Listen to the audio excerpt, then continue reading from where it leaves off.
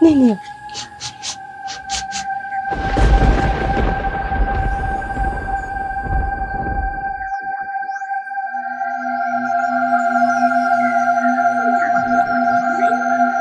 Nahisi harufu ya mpenzi wangu.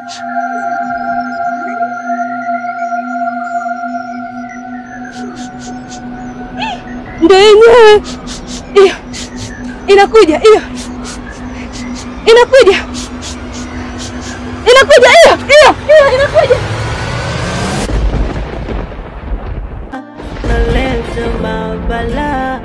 Naleta mabala, wewe naleta mabala. Nini sasa tena? Yule kichani ex wako. Na kuuliza kwa mara ya pili Lama, yule kichani ex wako? Kwa sababu haiwezekani mtu tunapita tu, tunapishana naye, anakukisi, anakukonyeza, tena anakutumia makopa hewani. Lama, ndio maana nakuuliza tena, yule kichani ex wako? Ninashindwa kukuelewa. Umenitoa nyumbani tena kukulazimisha. Nikakubali sawa twende. Tumekuja huku tumekutana na mtu kichaa. Hatumjui wala yenyewe hatujui. Kafanya tu vituko vyake, wewe unakasirika. Unanifanya na wivu sana, si ndio? Kwa mimi nimefanya kosa kukuuliza.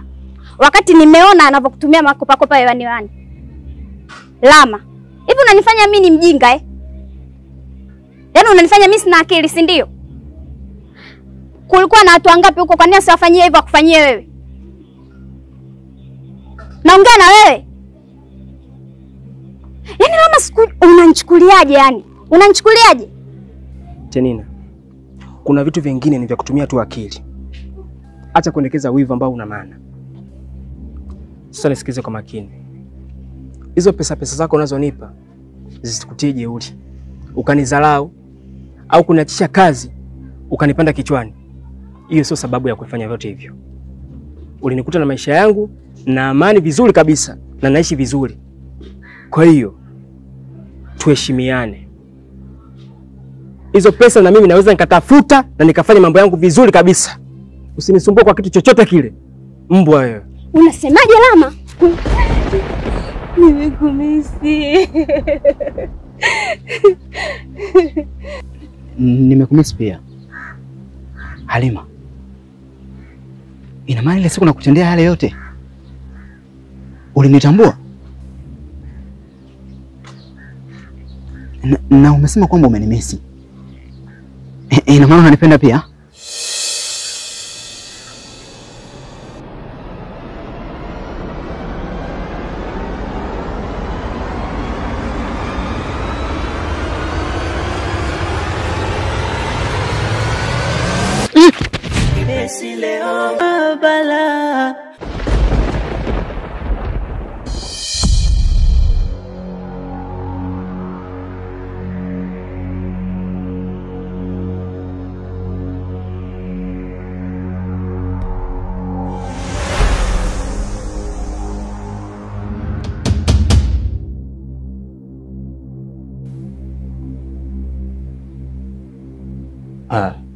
Kipesile, naweza kutuma dukani mara moja. Niletee dawa ya mboga pakiti moja. Dawa ya mboga? Ndio chumvi hiyo mdogo?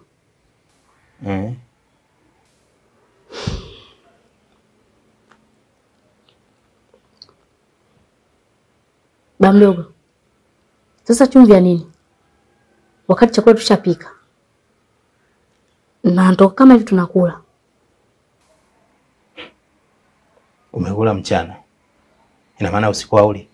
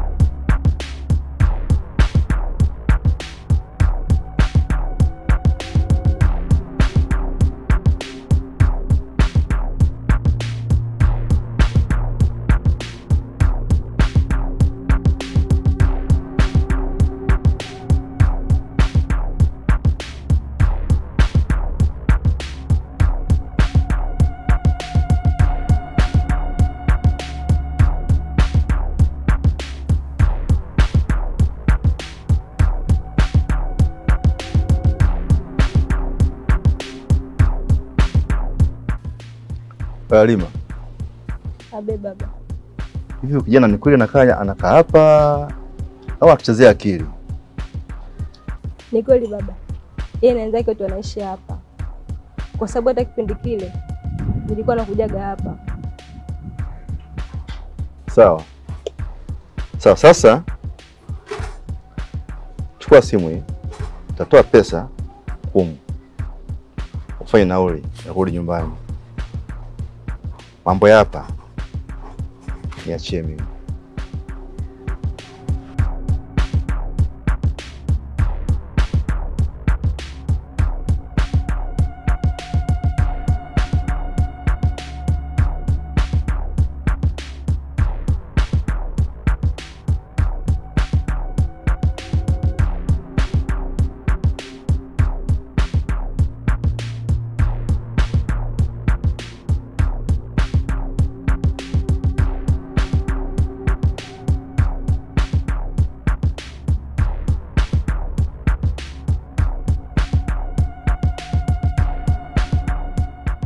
Ba mdogo.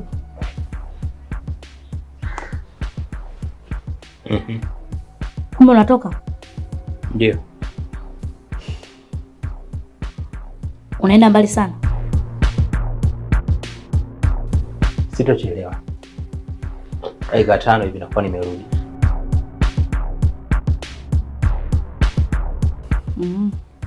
Hamna shida.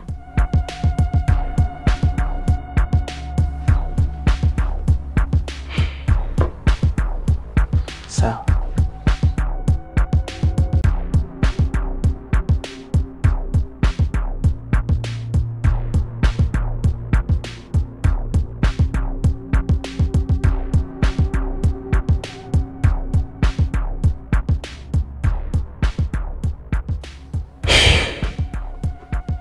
Naondoka Kipesile na kutoroka.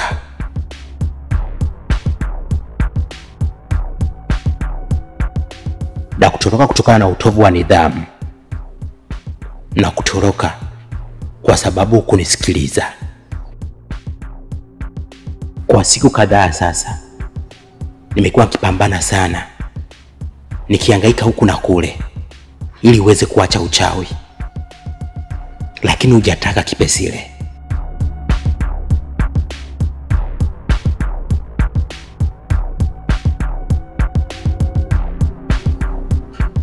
Sasa mimi naondoka.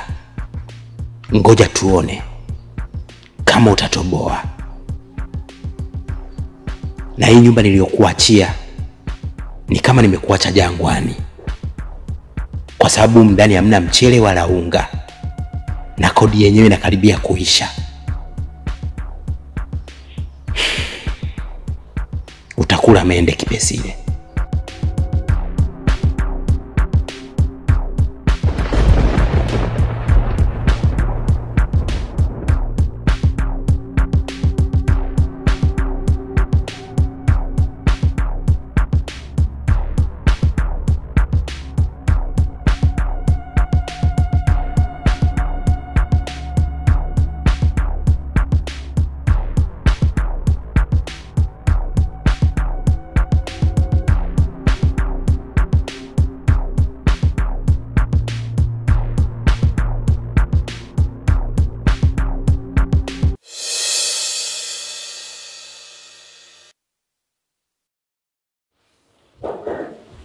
Wewe. Hivi bosi wako anajua kile alichokuwa anafanyia binti yangu? Hapana. Bwana umekuwa kijana wa ovyo sana wewe. Unapata wapi ujasiri wa kutembea na binti yangu akiwa katika hali kama ile? Wakati huko mitaani kuna wasichana wengi wazuri, tena wenye akili timamu. Wewe mtu wa wapi wewe? Sinaongea na wewe. Wewe kabila gani? Wewe mzee. Kwani wewe mzee vipi? Na kwa nini unajiamini kiasi hicho? Unanichukuliaje kwanza wewe?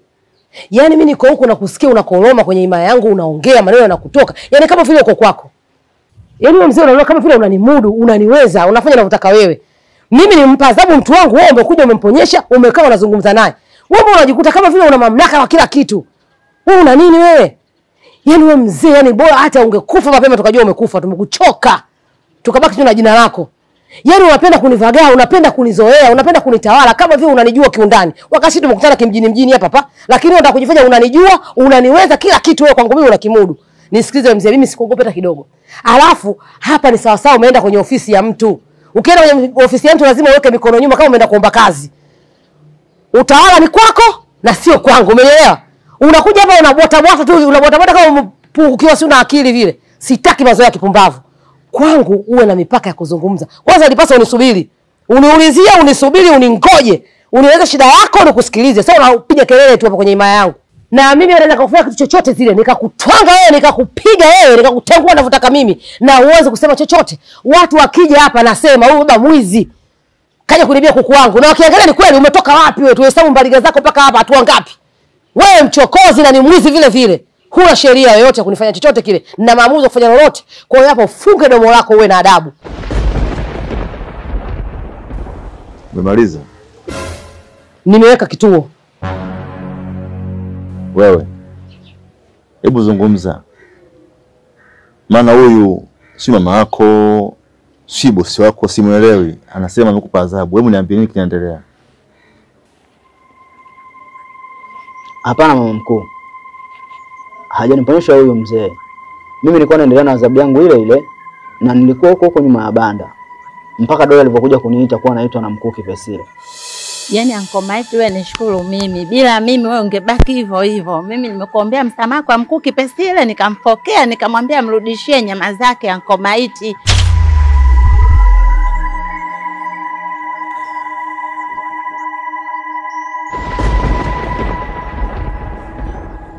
Kwa hiyo unataka kuniambia Kipesile ndo amekuponyesha wewe? Ndio mama mkuu. Una bahati sana wewe. Wewe. Sasa unaenda wapi? Wewe unataka niende wapi? Kuna una adabu wewe. Au unachukua mimi saizi yako? Mwenzio. Mjinga mwenzio. Mimi sikuja kutelia hapa wala kushangaa. Na kwanza kushangaa hapa nishangae kitu gani? Mmoja kwa sababu kuna jambo limenileta. Sasa mimi nitajua kama kuja na shida zako. Na wewe umekuja kwangu hapa umekaa kwenye kiti umekunja nne, unabwanya maneno ya kutoka, ina maana umependezwa na mazingira. Kwa hiyo endelea kukaa utalii. Si ndio kilichokuleta?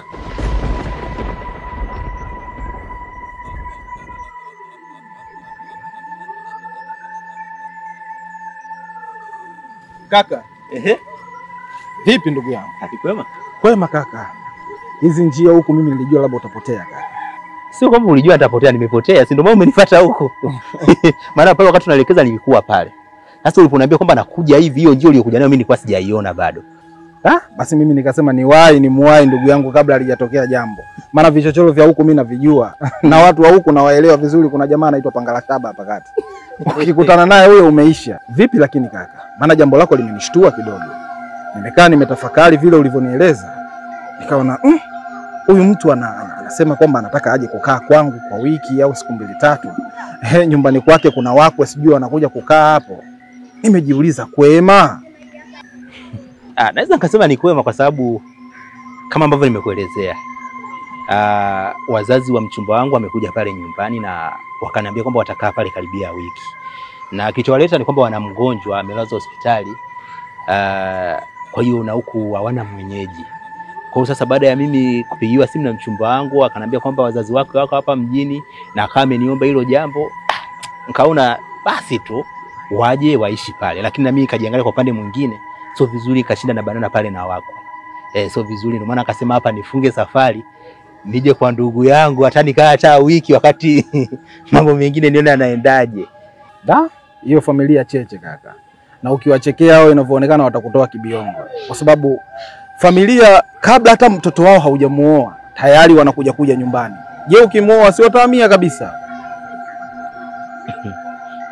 Mimi naona tu ni kawaida kwa sababu wana mgonjwa, kwa hiyo kawaida tu. Basi poa ndugu yangu, mimi nimekuelewa. Na nikukaribishe nyumbani, lakini sasa hivi kidogo nilikuwa na kipengele. Maana hapo kati hapo kuna ofisi nimeifungua ya garage.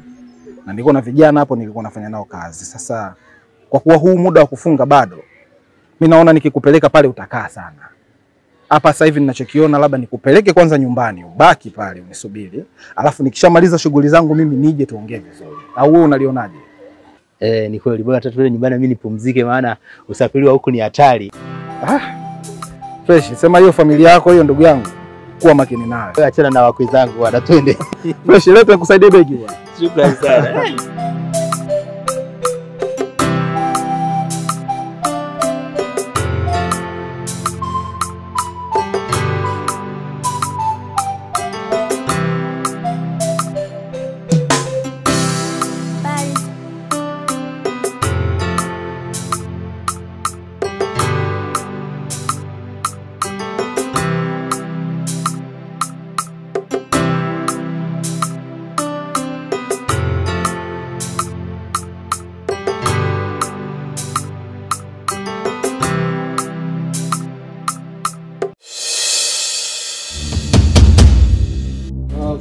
Karibu kaka.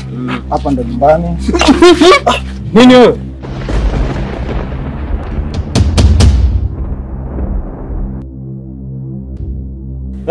Nini? Nakuja.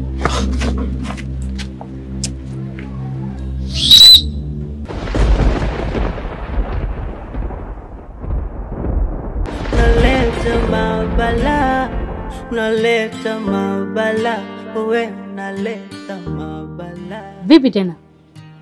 Mbona mwenzako anakimbia? Mimi sielewi. Huyu ni mgeni wangu na alikuja kuishi hapa kwa muda. Sasa sielewi ni kitu gani amekiona mpaka anakimbia.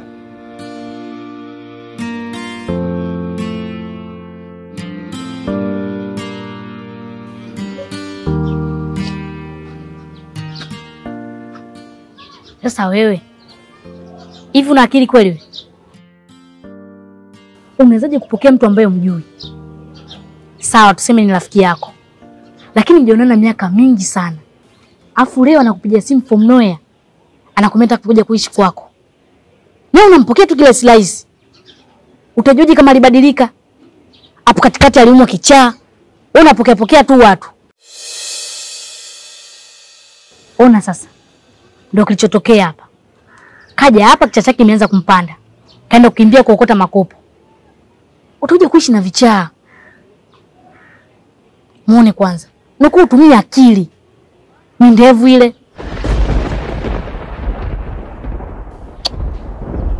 Unajua mtoto, mimi nashindwa kuelewa. Yaani unapata wapi ujasiri wa kuzungumza na mimi, yaani ukiwa unajiamini kama hivi? Alafu isitoshe, wewe unakaa wapi? Kwa sababu mimi sijawahi kukuona nyumba zote hizi za hapa. Kwani kile chumba cha kwanza kilichopo mkono wa kulia ni cha nani? Mimi ninachokifahamu wanaokaa pale ni Mama Boke, mpangaji mwenzangu. Oh. Basi mimi ndo Boke mwenyewe. Sasa hilo begi ni la kwako.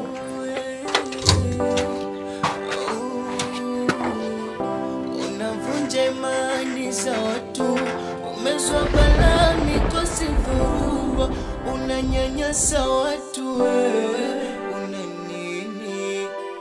Yani huna huruma katu, fitina unagombanisha mpaka ndugu, una nini wewe? Umejawa kiburi, huna stara, uso na aibu, jeuri kila kitu najifanya nacho, ujulizo na jibu. Hii dunia imebeba siri zito ndani, wengine wanalia, wengine wanacheka, wapo furani, mimi navumilia, najua mapito tashani, nazidisha dua nyingi kwa Mungu, atanipa na mimi. Alima, vipi, mbona unanichanganya? Kimetokea nini kwani huko? Dona, tunashukuru Mungu tu, mtu ambaye alinipa ujauzito tumeshampata tayari, na baba ameniambia nimwache kule ili amalizie hili swala, ajue mwafaka wake utaishia wapi. Kwa mimi hapa amenigea nauli ili niweze kurudi hapa nyumbani kwa haraka. Halima, baba mwacha kule? Mbona baba amesharudi hapa nyumbani? Amesharudi? Kivipi sasa baba amerudi? Mimi nakumbuka kwamba nimemwacha kule. Na chingine nachokumbuka kwamba kaniambia nichukue simu yake nikatoe nauli nirudi hapa nyumbani. Na chingine, yani sikupitia sehemu yote ile. Nimefika kituoni, sikupanda daradara. Nimepanda bodaboda kwa nusu bei. Nikafika hapa nyumbani kwa haraka zaidi. Sasa unavyoniambia kafika kabla yangu, yani inawezekanaje Dona? Unataka kuniambia kwa muda mfupi ambao tumeachana naye mimi na yeye, ili ndio kwenda kufika kabla yangu mimi? Na ametumia usafiri gani? Maana mimi nimetumia bodaboda na ameniita kwa haraka mpaka hapa nyumbani. Sasa unavyoniambia amenitangulia kabla yangu, yani mbona sielewi inawezekanaje Dona? Unajua nichanganye sana.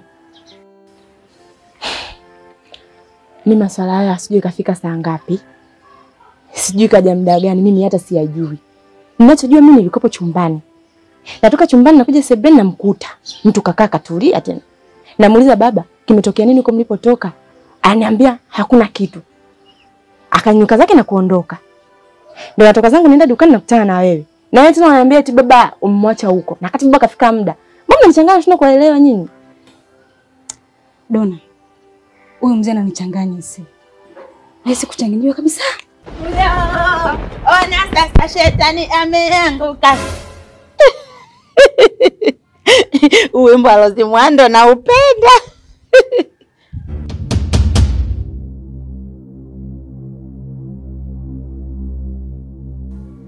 Wewe. Boss kuelewi. Unajirusha juu unashuka chini unajibamiza. Uko sawa kweli? Mkuu, mimi niko sawa. Ila samahani, nimeiba wigi la mama yako. Nataka nifanane na Rose Muhando, maana anafanya challenge ya wimbo wake. Challenge ya wimbo wa Rose Muhando? Ndo nini? Na mbona sikuelewi? Huwezi kunielewa mkuu. Tatizo wewe huna simu kubwa. Ungekuwa na simu kubwa, ungekuwa unaingia TikTok. Ungeona challenge ya Rose Muhando, kila mtu anaifanya kama mimi ninavyofanya. Wala usingenishangaa. Ndio maana uelewi. Huyo, ona shetani ameanguka. Kipesi leo, kipesi leo wewe. Naleta mabala. Hebu wewe, mtolee upumbavu wako. Kwanza unachokiongea sikielewi. Mamangu yuko wapi? Mamako yupo ndani amelala. Yupo tu anaugulia maumivu. Anaugulia maumivu? Maumivu gani? Sijui niseme, sijui nisiseme. Iko hivi. Yule mzee adui yetu si alikuja babake Halima? Sasa baada ya kuja, sijui alifuata nini kwanza hapa. Mamako sinamjia mdomo wake na jeuri yake. Si akaanza kumjibu vibaya yule mzee. Kamjibu vibaya, kampandishia sauti. Sasa kilichofuata, yule mzee alikasirika, akamsogelea mama yako, akamzaba kofi mpaka akajamba.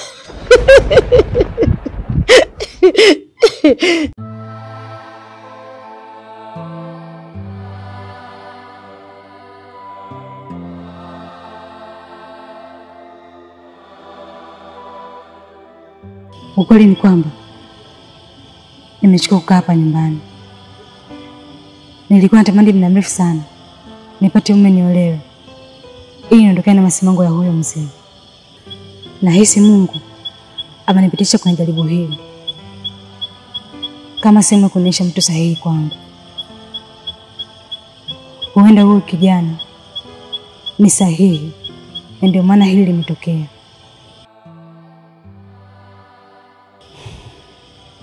Halima, inabidi nikabidhishe kwake sasa. Niwe mke wake, nimpende, nimthamini na pia nimjali. Na ikiwezekana nimzalie watoto wengine kadhaa baada ya huyo aliyoko tumboni. Hatimaye Halima, nimepata mume sasa. Asante Mungu. Wewe umesema mama ukapiga kofi mpaka kajamba. Wewe ulikuwepo?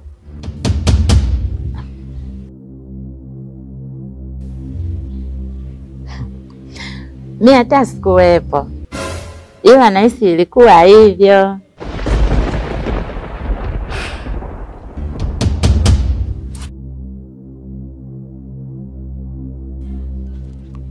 Mkuu, hivyo ulivyovaa unyama sana. Nilikuwa naomba siku ukija Kenya kwenye harusi yangu vaa hivyo hivyo.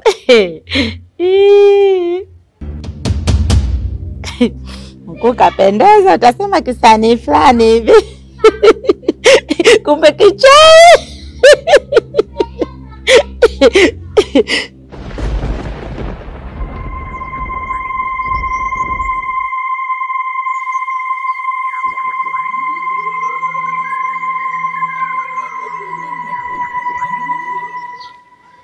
Baba, unatoka?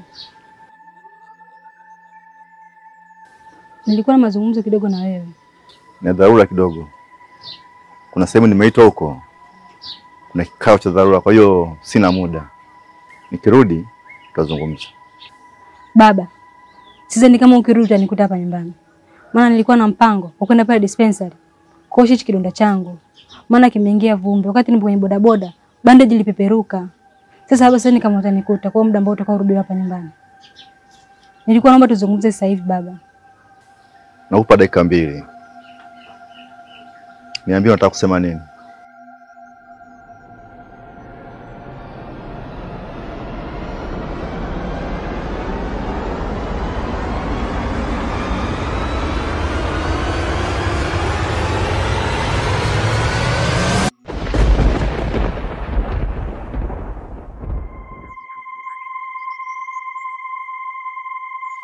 Mama, uko sawa? Na imekuja mpaka mzee akakupiga kofi. Yaani kusema ukweli Kipesile, mimi mzee nimemchoka. Tena nimemchoka kweli kweli yule mzee.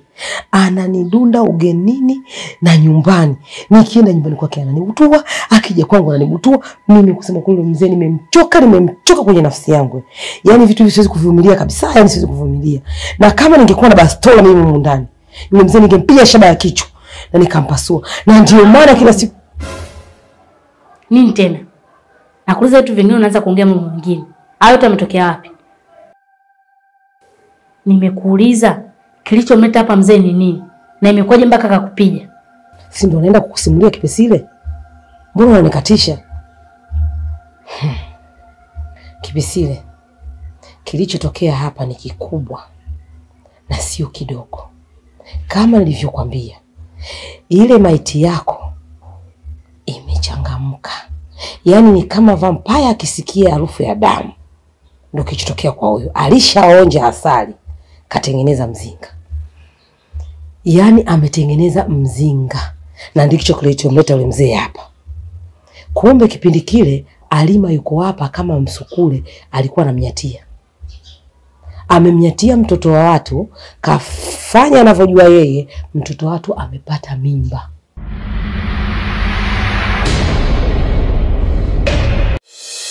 Baba, nilitaka tu kujua kule imefikia wapi? Kule hamna kitu. Wale ni washenzi. Na nitafanya kitu bila kuwashirikisha wao. Sijali. Ni washenzi kivipi? Nahisi kama huo ushenzi unamzungumzia yule Shani ambaye ni mama mkuu. Lakini kijana wewe mbona unaona mimi hana shida yoyote? Ni mpole, mstaarabu na mnyenyekevu pia. Baba, mbona yule hana shida? Lakini pia baba, naomba tu nikwambie kitu. Baba, mimi nimechoka hapa nyumbani. Na mimi natamani kuwa na familia. Natamani kuwa na watoto. Natamani kuwa na kwangu baba. Alafu naona ndo nafasi yangu.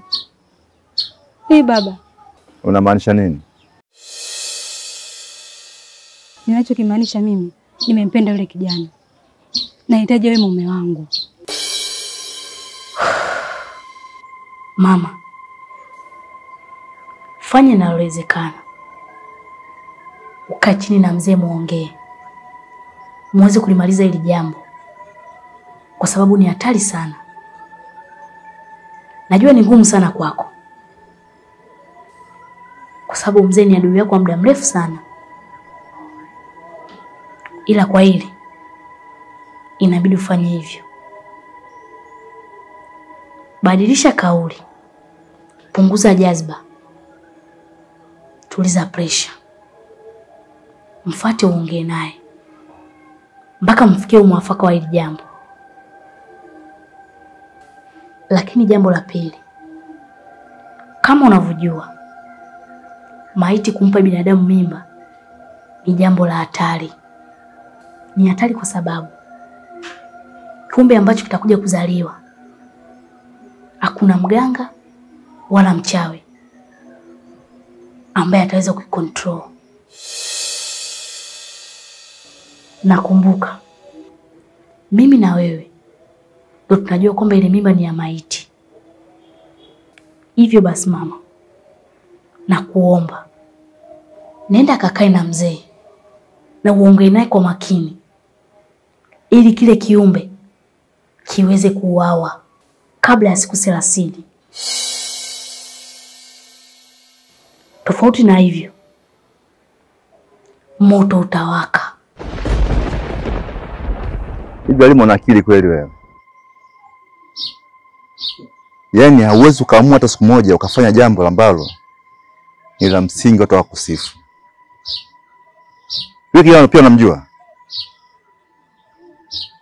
Wewe familia hujui vizuri, wala kijana unamjui vizuri. Sasa nisikilize. Mimi hapa ndo mwenye maamuzi. Na hata najua hiyo mimba yako. Ndio nitakayefanya maamuzi. Wewe kaa utulie, ukisubiria maamuzi yangu. Baba, usitaki nikafungua mdomo wangu ukaona kama vile sina adabu. Yaani mimba ni bebe mimi, mtoto kwangu mimi, alafu na uzi ulete wewe. Inawezekanaje hii?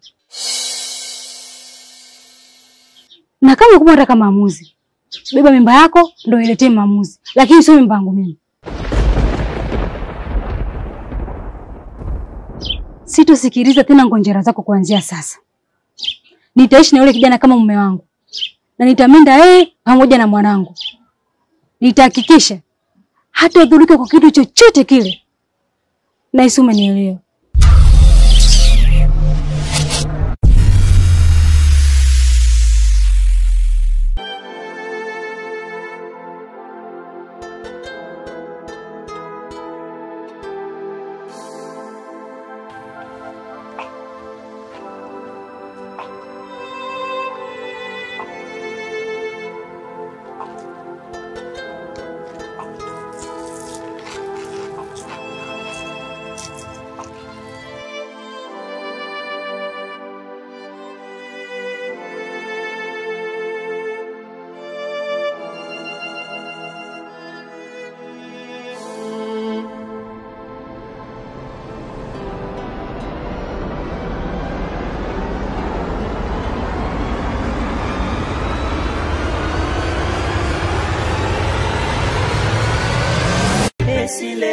Kipesi le wewe naleta mabala. Wewe vipi?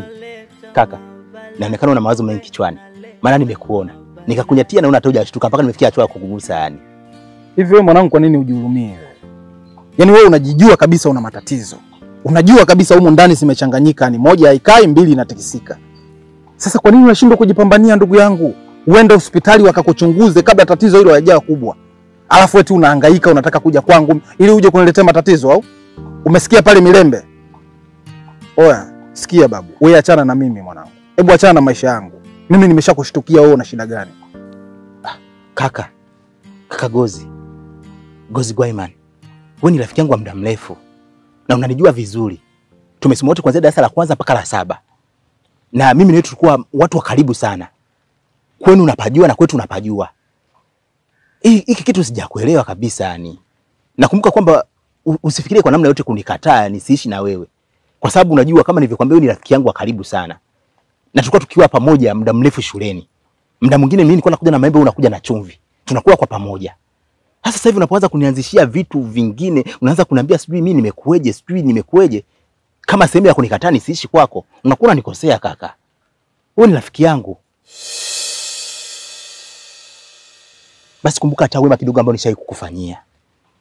Kipindi tukifanya mtihani wetu wa mwisho wa darasa la 7. Kaka ulikuwa umekosa majibu pale. Mimi nikakufunulia ukagerezea. Sema tu ndio hivyo, bahati mbaya tukafeli wote. Lakini huo ni wema wangu ambao nilishawahi kukufanyia. Kumbuka hilo kaka.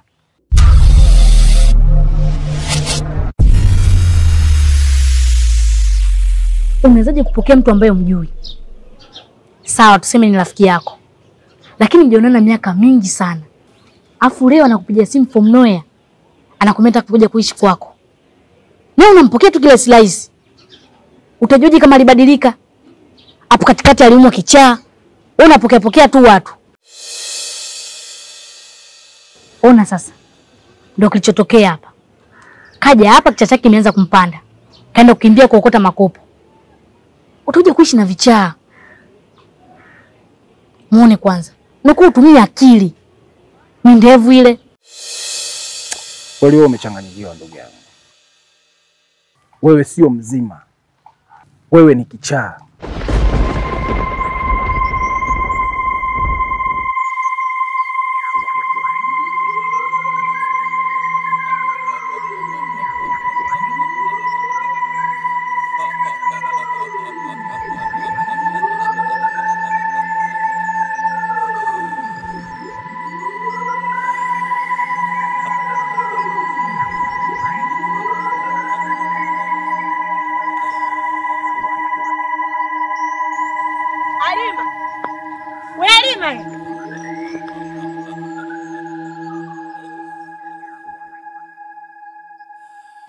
Alima, kwani unaenda wapi? Na umemfanya nini yule mzee? Maana kuna maneno ameniambia hata sijaelewa. Naonekana ni mtu mwenye uchungu sana. Don, yule mzee ni mshenzi. Tena mshenzi kabisa. Nimemfuata kwa uzuri na kwa upole na kwa utaratibu kabisa. Nilienda kumueleza jinsi ninavyojisikia kuhusu mimba yangu na yule mwanaume ambaye alineka ujauzito. Lakini cha ajabu, yeye akaanza kuongea mambo ya ajabu kabisa. Hata sikumuelewa. Ananiambia, kuhusu mimba yako mimi ninashughulikia. Nikamwambia, baba, utashughulikia kivipi? Maana mimi ndo mwenye hii mimba. Na tayari mwenyewe nimelizia kuwa na yule kijana nioe. Ndio nataka kuwa na mimi na maisha yangu. Mara kaanza kunipromoshia mitusi. Na mimi nikaona kavi anataka kunizoea. Na mimi nikamtukana. Nilipomtukana mimi katoka zangu nduki. Nikaenda zangu dispensary, nikaosha kidondo changu, ndio mimi naondoka zangu. Naenda zangu mjini kuongea na yule kijana. Tuangalie namna gani tutakavyoweza kuishi pamoja. Lakini Alima, yani kiukweli kiubinadamu sio kitu kizuri ulichokifanya.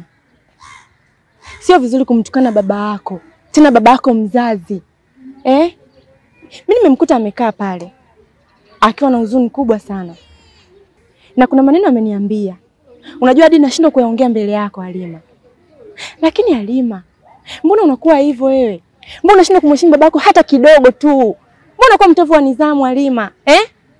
Yaani nafasi ambayo upo nayo wewe, mimi natamani kuwa nayo. Babako yupo karibu pale.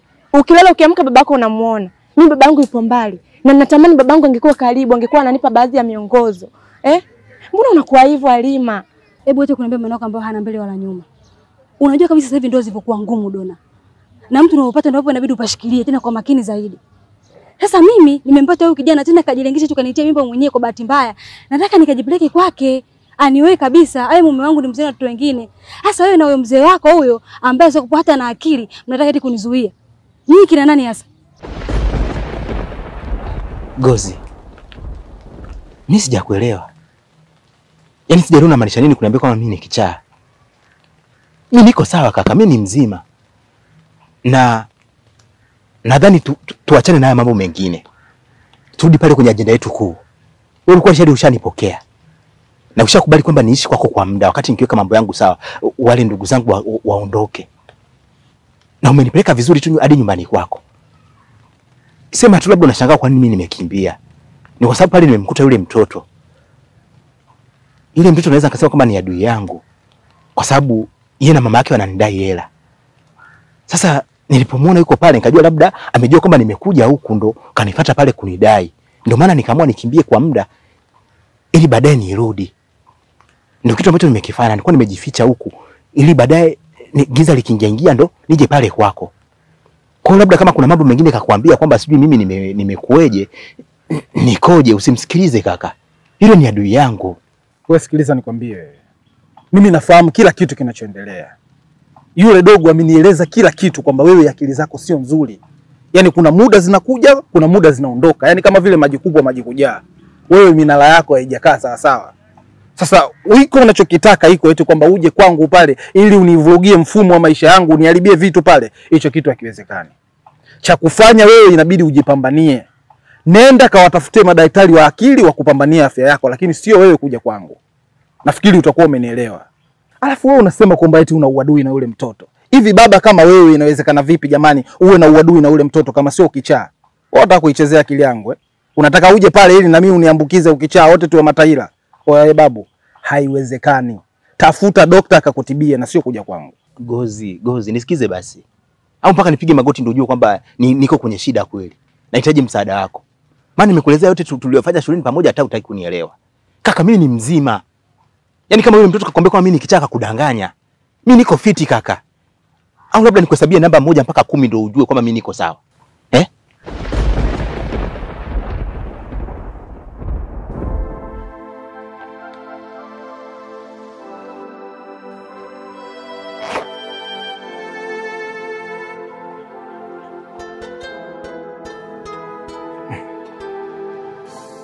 Sikia. Begi lako lipo kwa yule mtoto. Kwa kuwa unafahamiana naye vizuri, mimi nafikiri utamalizana naye. Kwa heri. Asante sana.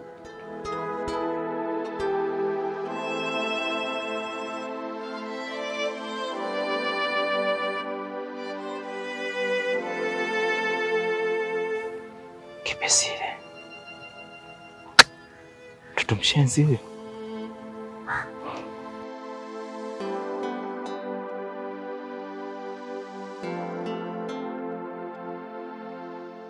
Dona, wewe ni mwanamke mwenzangu.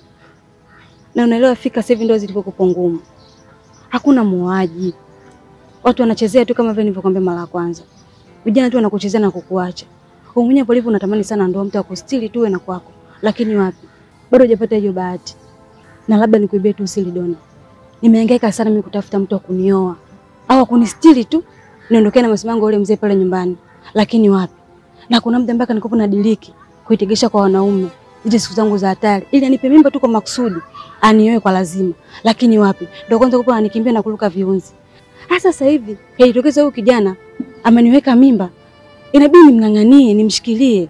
Siwezi kuacha hii nafasi Dona. Nyinyi ndio kwanza mnaongea niache. Sasa niache nini jamani Dona? Niache basi mimi nikiwa na maisha yangu. Kwa nini unanifanyia hivyo? Ndio unanichanganya sana. Halima. Halima. We Halima. Mimi ninachokushauri, ungerudi tu nyumbani ndugu yangu. Maana babako ameniambia hivi. Hiyo safari unayokwenda kinamna yoyote ile hauwezi kufanikiwa kufika. Bora ungerudi tu.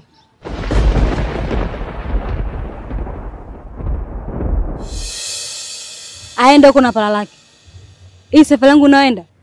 Nafika salama usalimini. Na kama mlikuwa mmentegeshea ajali, mmeula achuya kwa sababu sina hata nauli. Natembea kwa mguu, poli kwa poli mpaka nitafika ninapoenda.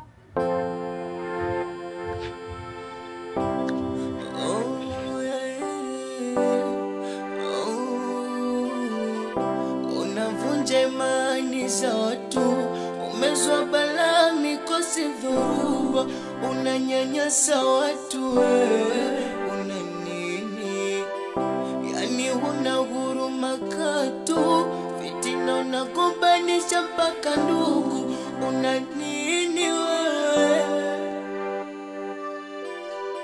Umejawa kiburi, huna stara, uso na aibu, jeuri kila kitu najifanya unacho, ujulizo na jibu. Hii dunia imebeba siri zito ndani, wengine wanalia, wengine wanacheka, wapo furani, mimi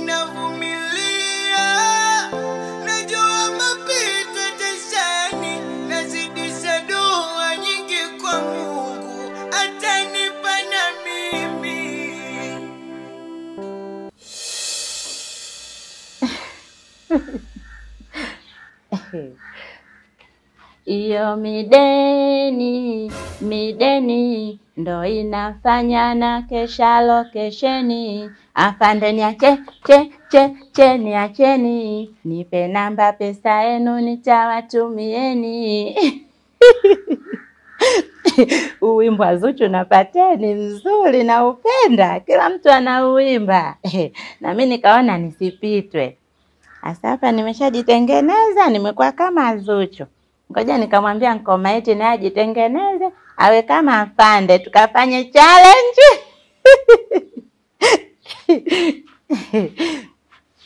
Ngoja nikamwambie. Asi hii bigi naenda nayo wapi? Nikienda nayo kule Nkomaiti akiona ataniomba. Ngoja nibandike ukutani, nitaila kesho.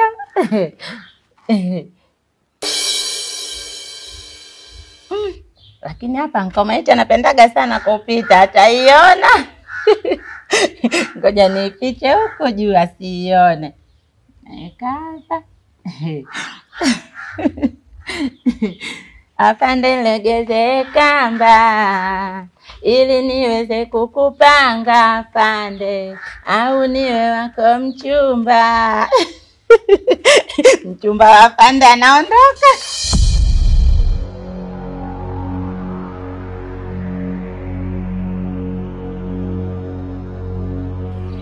Nkomaiti.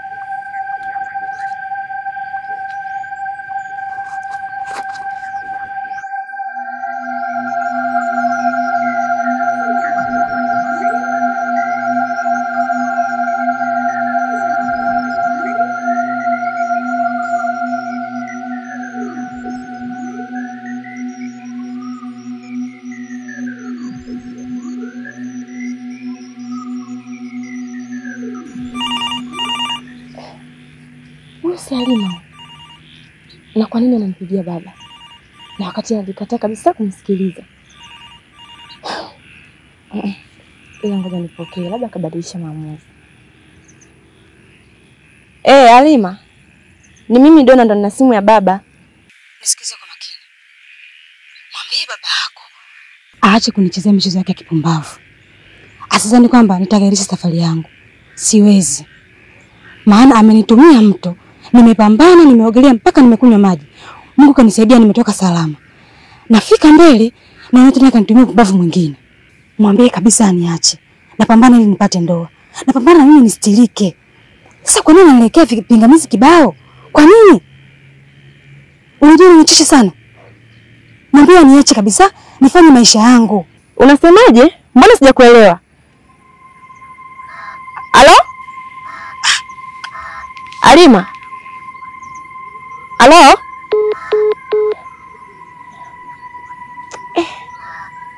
Kakata. Alafu hata sijamuelewa. Kwani ana shida gani?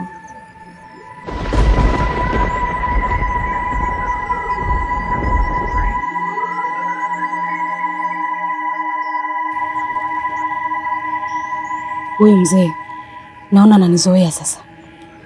Huo puuzi wake aliotuma. Najua jinsi gani ya kudhibiti. Subiri nivue nguo yangu ya ndani. Nivae ndani nje, nje ndani. Alafu tuone sasa.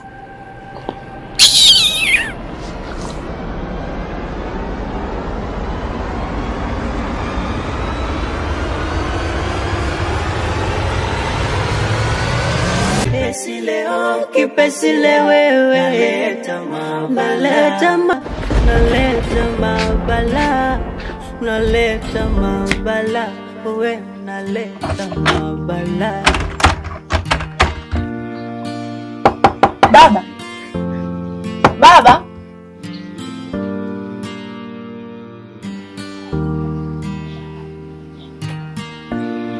Baba.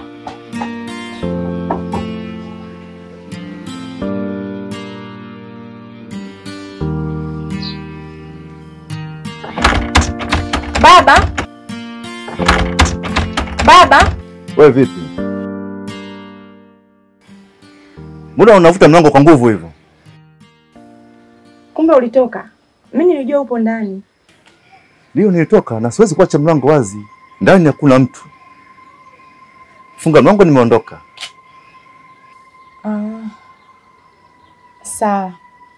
Alafu baba, wakati nipo njiani narudi hapa nyumbani, simu yako iliita. Na nilipoona ni Alima ndo anakupigia, ikanibidi nipokee. Na nilipompokelea simu, kuna vitu vingi sana aliongea. Na hivyo vitu moja kwa moja vilikuwa vinakulenga wewe na kukulaumu. Yaani kiukweli baba sikuwa hata naelewa. Ila kitu ambacho alinisisitiza, aliniambia tu uache kumfuatilia na kuendelea kumtumia hivyo vitu vyako unavyomtumia, kwa sababu hata ukifanya hivyo haviwezi kumzuia yeye kufika hiyo safari anaoenda.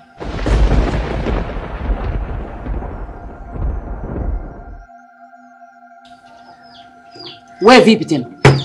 Wewe ficha nini uko nyuma?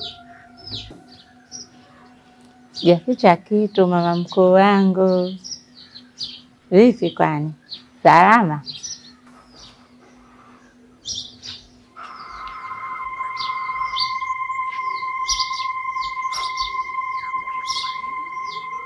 Hivi wewe, nikuulize swali. Yaani mimi katika maisha yangu yote sijai kuona wewe ukijipodoa. Wewe haya mambo umeanza lini? Yaani leo nakuona umejipodoa, umepaka miwanja, lipstick, eleni hizo uko nakwambia. Wakati wewe katika maisha yako yote hujawahi uso wako kuchora kitu chochote, hata poda ile ya 500 je kupaka. Lakini leo naona umependeza mwenyewe, una bashasha kubwa sana, unaekaeka kama zote yani.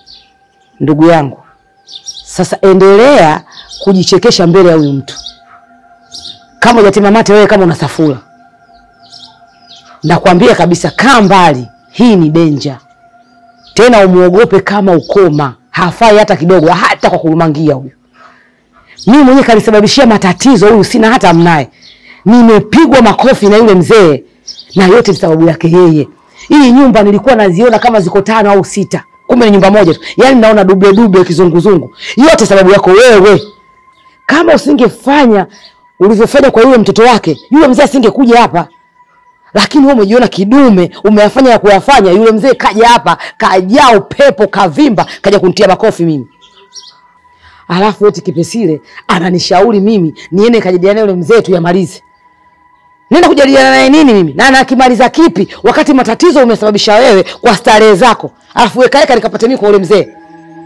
Akantie makofi. Hao nipige hapa. Nikoe. Ukoje? Kwani baba, kuna kitu gani ambacho nyinyi mnanificha? Na kama nili swala la Halima kuhusu yule kijana ambaye amempa ujauzito, si mngekaa tu chini baba mkaongea kaisha na mwanao, Kama unapojua yule ni mwanao na siku zote sikio alizidi kichwa. Jaribu kukaa naye chini, uongee naye ili mambo yakae sawa. Kuliko mambo ambayo yanatokea babangu, Vita, mara mnakwazana, mnagombana. Mimi sipendi baba yangu. Afu ukizingatia, mimi naishi hapa kutegemea furaha yenu tu. Furaha yenu nyie ndio furaha yangu mimi. Kwa hiyo nilikuwa nakuomba babangu, nipo chini ya miguu yako. Muite Halima. Halima ni mtoto wako.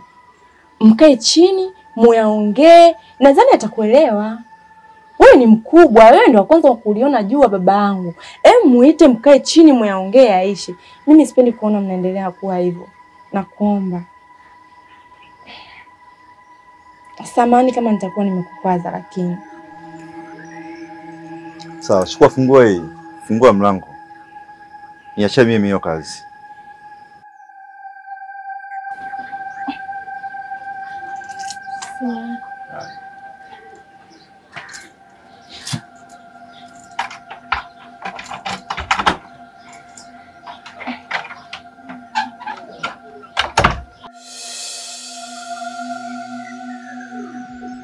Wewe bora kunitia kwenye matatizo wewe.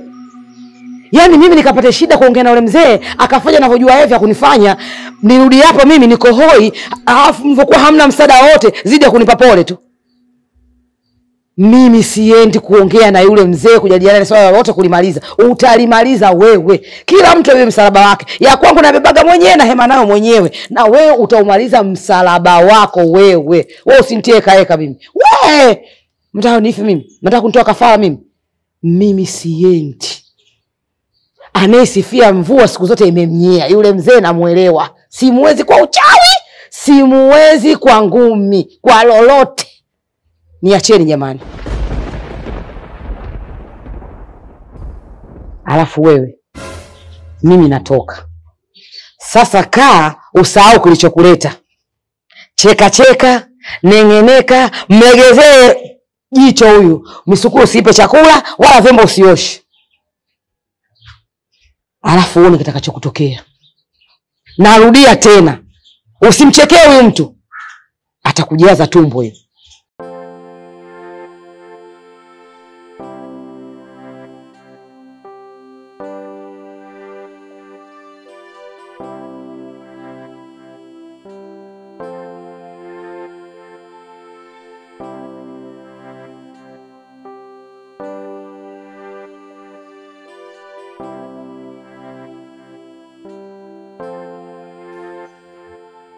Anko Maiti, kwani siku hizi unajaza watu matumbo? Maana nimesikia mama mkuu amesema eti wewe unajaza watu tumbo.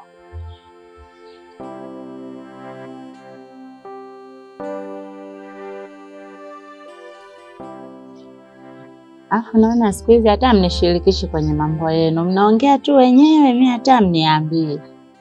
Mimi sasa hivi nimejifunza, natunza siri sasa hivi. Hata kama kuna habari yoyote niambie, sitasema.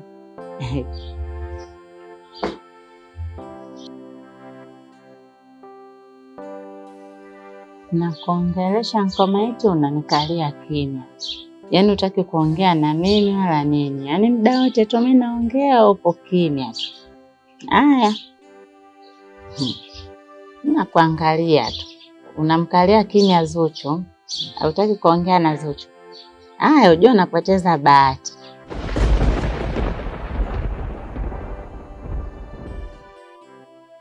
Asalamu alaykum. Waalaikum salam. Dada, mbona umekuwa mtu kukaa kujitenga ukaa mwenyewe? Na sio leo tu, wiki mzima ndio kwa hivyo. Umekuwa kujitenga, hata muda wa chakula unakuwa mwisho kula pale, na hata ukiwa unakula yaani kama hauli, hausikii kama unakula. Hebu niambie, una shida gani kwa? Mdogo wangu, mbona mimi niko sawa tu? Ina maana wewe ukiwa upo sawa mimi nakujua, ukiwa haupo sawa mimi nakujua. Sasa unataka kuniongopea nini? Sura tu najionyesha uko sawa kabisa, afu ananiambia uko sawa. Yaani wewe umenichunguza, umenidodosa mpaka ukajua kwamba nina mawazo. Mdogo wangu, ukubwa jalala, lazima niwe na mawazo. Mimi sasa hivi ni mtu mzima, siwezi kukaa hivi bila kazi. Na unajua kabisa nina muda mrefu sana, kama miezi kadhaa hivi sipo kazini toka nimeachishwa kazi. Kwa hiyo lazima niwaze nitaishije, na wewe utaishi vipi? Maana wewe unanitegemea mimi. Kwa hiyo lazima niwe na mawazo. Halafu kuhusu mimi kupata kazi, siwazi sana, kwa sababu kila kitu kinajieleza. Na CV nzuri, vyeti vyangu vinajieleza, mimi ni mwalimu mzuri, kila mtu ananijua. Yeye naweza nikakaa tu hapa nyumbani nikachukua simu nikampigia mtu yoyote yule simu na nikapata kazi. Ila sasa kinachoniumiza kichwa, shule sahihi ya mimi kufundisha. Nawaza nisi nikayapata tena yale ya zamani. Yaani Ankomaiti muda wote na kuongelesha umekaa kimya tu umeninunia. Utaki kuongea na mimi. Haya. Haya, mimi nakuangalia. Unajua napoteza vingi. Utakosa connection. Mimi na connection nyingi wewe. Ongea na mimi Ankomaiti. Unajua namnunia harusi yake inakaribia. Sasa sitokupa mwaliko. Na ikatokea umelazimisha kwa namna yoyote ukaja Kenya kwenye harusi yangu, muda kula ukifika naambia kupakulia ukoko. Maiti itakula ukoko. Kipesi leo. Sasa dada, ina maana wiki zote hizi mbili unajitenga, unakaa mwenyewe, unakaa unawazawaza, hata kula kwenye uli kwa la. Yaani upopo tu. Kumbe ulikuwa unawaza hivyo vitu. Mimi nikafikiri labda umepata shemeji. Unafikiria jinsi ya kuniingia kuniambia tena hayo mambo. Kumbe unafikiria hivyo vitu tena. Ngoja nikwambie dadangu. Yaani kama unajiona uko sawa na unaweza kwenda kuomba kazi na ukafanya kazi na mambo yakakaa sawa, unaenda kaombe hiyo kazi kwa moyo mmoja. Kwa sababu sasa hivi hata mimi mwenyewe nakuona upo tayari kabisa wa kufanya kazi. Na kama unavyoona maisha yetu sasa hivi naona kama hayako sawa. Na mimi mwenyewe kazi zangu hazieleweki kabisa. Na wewe ndio unayekutegemea. Uende kazini, upate kazi. Upate kazi, tuendelee na mambo yetu mengine kama zamani. Labda nikushauri kitu dada. Yaani kwanza mimi nilikuwa naomba uweke kipaumbele kikubwa sana kwenye hizo shule za dini. Maana hizo shule za dini waga kama unachokiwaza wewe, masuala ya ibada waga wana ratiba zao rasmi. Ndio ukifika ibada unaenda kufanya ibada. Na kingine kuhusu hayo mawazo yako eti kwamba unaweza kupata shule sijui wanafunzi wake watakuwa wenye maagano sijui yale mabovu kama ya zamani. Hivi achana nazo, kwa sababu hizo shule waga wanafunzi wake wengi wanakupo kwenye misingi ya imani. Na ndio maana wazazi wao wanawaweka mule, wanawapeleka pale ili waendeleze kile kitu ambacho wanacho. Mimi nakwambia hicho kitu usikiwaze kabisa. Wewe kama kabisa umejiwekea, umejizatiti kabisa uende ukaombe kazi, uendelee na kufanya kazi kama zamani, wewe kafanya kazi. Maana maisha unayaona jinsi yalivyo. Ili wigi la mama mkuu zuri lakini halina matunzo. Limepauka. Sijui hata kama nalipakaga mafuta. Na sijui mara mwisho lini kulipeleka saloni kulifanyia service. Nange nikuta leo nimelivaa kingeumana leo.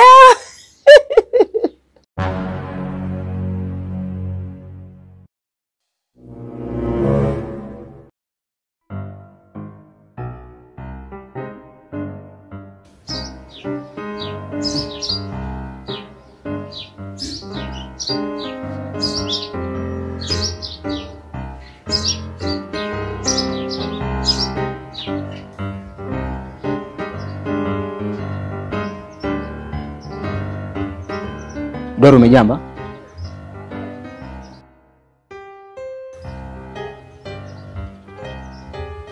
Dori, sina kuongelesha. Umejamba eh? Wewe si ulikuwa umeninunia wewe uniongeleshe. Afu saizi unamwongelesha nani wakati muda wote mimi nakusemesha umekaa kimya. Mimi sijajamba. We, sasa nani kajamba? Na hapa tuko mimi na wewe. Hamna mtu mwingine yoyote hapa. Na mimi sijajamba wala nini. Wewe umejamba wewe. Hili si likoje? Unaweka gani kama mimi nimejamba? Umenisikia mimi nimejamba hapa? Umenisikia? Ningekusikiaje wakati umejamba cha Yusufu? Cha kimya kimya. Dori usinitanie wewe. Dori ni wewe. Anasimama sasa uninuse. Aninuse kama mimi nimejamba. Aninuse sasa. Ndio usimame vizuri sana nikunuse. Nishasimama. Hii Dori. Pesi leo, kipesi leo wewe. Naleta mabala. Wewe vipi tena nyumbani kwangu tena usiku? Mama Kipesile, umenitisha. Nimeshtuka sana. Nilijua muda utakuwa tayari umeshalala. Kumbe bado upo macho. Hata hivyo nimechoka sana. Maana nimetembea kwa mguu kutoka nyumbani mpaka hapa. Na ndio maana nimechelewa nimefika muda huu. Ila lengo langu la kuja hapa, nina mazungumzo muhimu sana na wewe. Na yule kijana wako. Kijana wangu? Kijana gani? Yule mweusi Tolu. Unataka kuzungumza naye nini? Au unataka kuzungumza na sisi kitu gani? Tena saa hizi ni usiku. Una mazungumzo gani wewe? Mbako amekufukuza? Hapana, hajanifukuza. Nimeondoka tu kwa hiari yangu mwenyewe. Maana yule mzee simuelewi kabisa, anaongea baya sana kuhusu mimba yangu.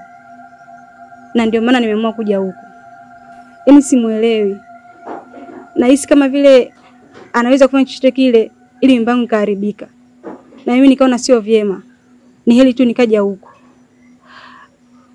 Na pia nikaona siwezi kumnyima huyu kijana haki yake ya kumlea mwanawe.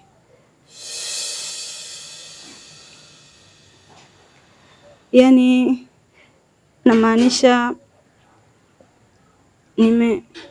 nimempenda. Pesi leo, kipesi leo wewe. Naleta mabala.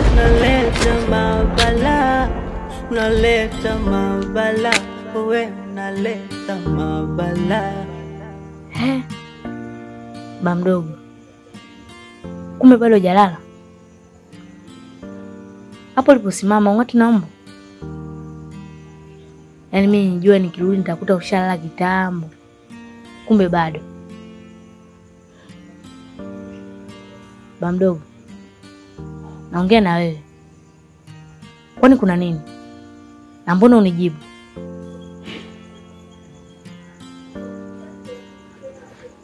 Kwani wewe ni kichaa? Kinini? Na kuuliza wewe ni kichaa? Hapana. Mimi sio kichaa. Sasa kwa nini unaongea na kichaa? Ba mdogo.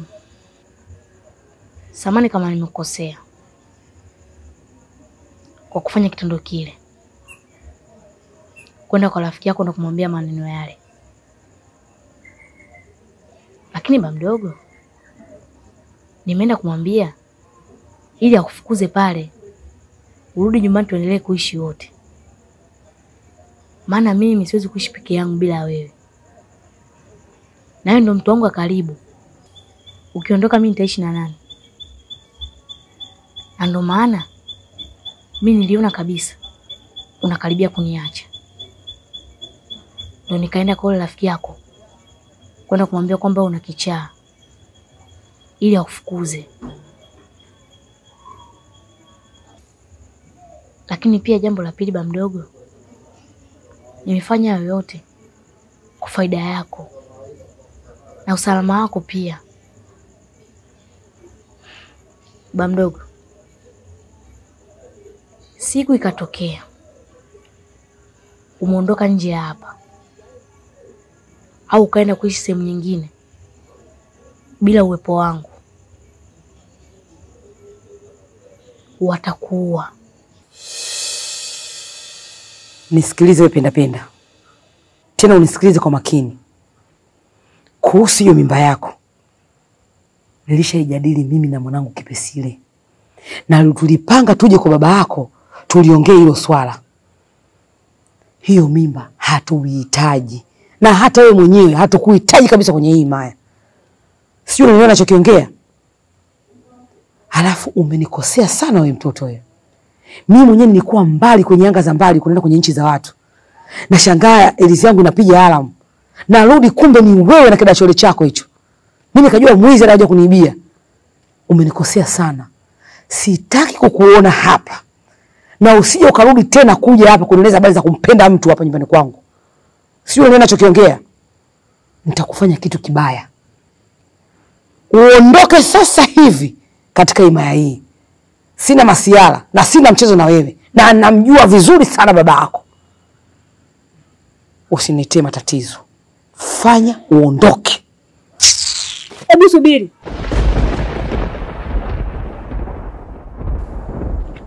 Na kama sitaki kuondoka je?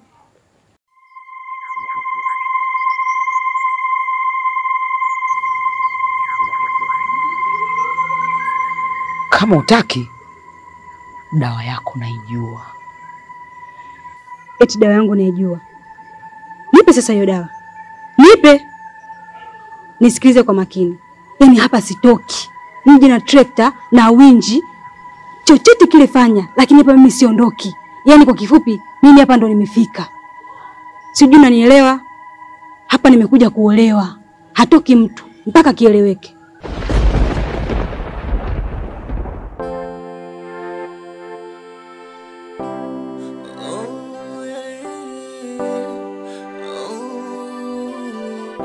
Unavunja imani za watu, umezua balaa, mikosi, dhuruba, unanyanyasa watu, una nini?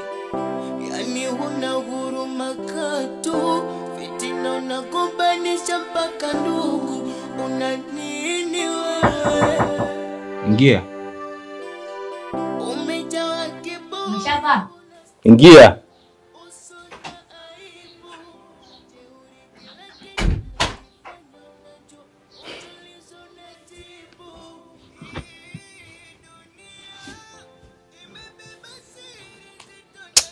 Kipesile, najua mimi ni kama sijalala usiku wa leo. Na hasa ile maneno uliyoniambia ya kwamba mimi siwezi kuishi bila wewe. Na labda nikwambie kitu kimoja. Usifikiri kwamba mimi ni mpumbavu, labda punguani wa akili, mjinga, kama naweza kadanganya na mtoto mdogo kama wewe. Usifikiri mimi ni mjinga kiasi hicho. Kwa sababu ni swala ambalo aliingia akilini. Aliingia akilini kabisa. Ila mimi nachoona hapa ni kwamba unajipigia promo ili uonekane una umuhimu sana katika maisha yangu. Ila ukweli ni kwamba mimi niliweza kuishi bila wewe. Na ninaweza kuendelea kuishi pia bila wewe. Kwa hiyo usijipe umuhimu katika maisha yangu.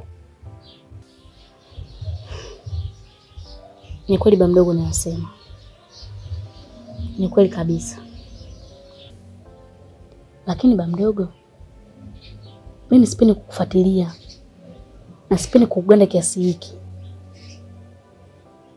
Na ningekuwa na uwezo wa kuondoka, ningeshaondoka katika maisha yako. Na narudi pale pale tulichoongea jana usiku. Ikatokea siku mimi nikaondoka,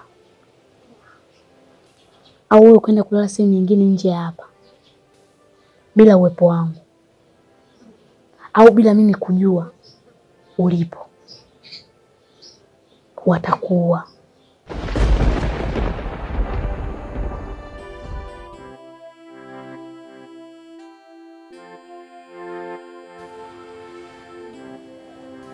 Amesemaje? Mkuu, mimi hata sielewi. Naona kama asubuhi yetu ya leo imeanza vibaya. Kama unavyoona nimezungumza naye karibia lisaa zima. Lakini ni mtu ambaye hataki kuelewa. Yaani amesimamia msimamo wake ule ule. Anasema kwamba mimi lazima nimuoe. Eti anadai ananipenda sana. Hivyo kukaa mbali na mimi hatoweza. Yaani kisingizio kikubwa ni hiyo mimba. Kwa maana nataka tulee mtoto tukiwa pamoja. Yaani mkuu, mimi hata sielewi. Na kingine ambacho kanishangaza zaidi, maana mimi usiku nilikuwa namchungulia. Kasimama hapo hapo. Wala hajatikisikata kwenda chooni. Alafu anadai sasa hivi hatokaa wala kula chakula cha aina yoyote, hata kunywa maji hataki. Yaani sijui hata tunafanyaje. Maana bibi akasema kwamba tusipomkubalia atafia hapo hapo. Sasa hii ni hatari mkuu. King'ang'a. Yaani hao ndo wanawake ving'ang'anizi. Tumeyatimba. Sasa sikia nikwambie. Wewe nenda kamdanganye. Nimekukubalia. Mpe mkeka halali apumzike. Alafu nitakuelekeza kitu cha kufanya. Umenielewa? Sawa mkuu. Baba mdogo, unajua umeuziwa kesi. Kesi ambayo ikuhusu. Wachai wanadhani kwamba wewe umenishawishi ili mimi niweze kujitenga nao. Hawaamini kwamba mimi nimeacha kushirikiana nao kwa utashi wangu na akili yangu. Hawaamini hilo. Wanadhani wewe ndio umenishawishi na kuniambia. Na ndio maana wanakutafuta kwa udi na uvumba ili waweze kukuua. Wanadhani wakikuua mimi nitaumia sana, kwa sababu wanajua fika mimi nakupenda. Baba mdogo, kuna vitu vingi ambavyo huvijui. Wachawi wanakujaga mara nyingi sana, tena nyakati za usiku. Kuna vitu vyao wanavifanya ili waweze kukupata, lakini mimi napambana ili niweze kuwadhibiti. Hivyo basi inabidi ukubaliane na mimi kwamba huwezi kuishi bila uwepo wangu. Sasa inabidi ifike wakati upuuzi sasa uishi. Inabidi ifike muda uishe. Kwa sababu mwanadamu huwezi kuishi kwa kumtegemea mwanadamu mwenzako. Mimi siwezi nikaendelea kuishi kwa kutegemea wewe. Kwamba wewe lazima uwepo ndo mimi nakuwa na amani. Maisha yako hivyo. Lakini pia sitoshe mimi ni mtafutaji. Kuna kusafiri. Kuna kupata dharura kulala nje ya nyumbani. Ina maana sasa mimi siwezi nikalala nje bila uwepo wako. Inabidi sasa upuuzi uishe. Huko nilikuwa naelekea. Nilikuwa naelekea kukuambia kwamba hapa natafuta namna nzuri ya kuweza kuongea nao.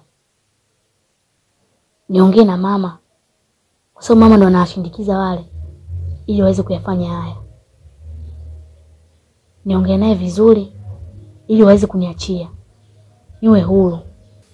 Niwe huru bila masharti yoyote. Na nikiwa huru bila masharti yoyote, mimi nitakubaliana na wewe. Chochote tunachokitaka. Kama kuombewa, kufanya kitu chochote mimi nitakubali. Ili niweze kuwa mtoto mzuri. Na uweze kufurahi. Na niwe mtoto unayemtaka. Lakini katokea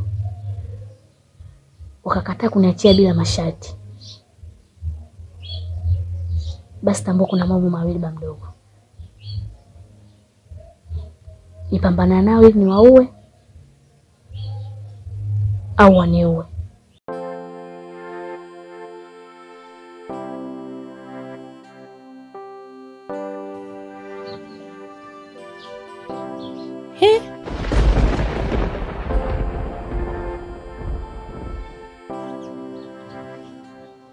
Anko Maiti, Halima kwani amekuwaje? Au amekufa nikawaite watu? Amekufa umemuoa wewe?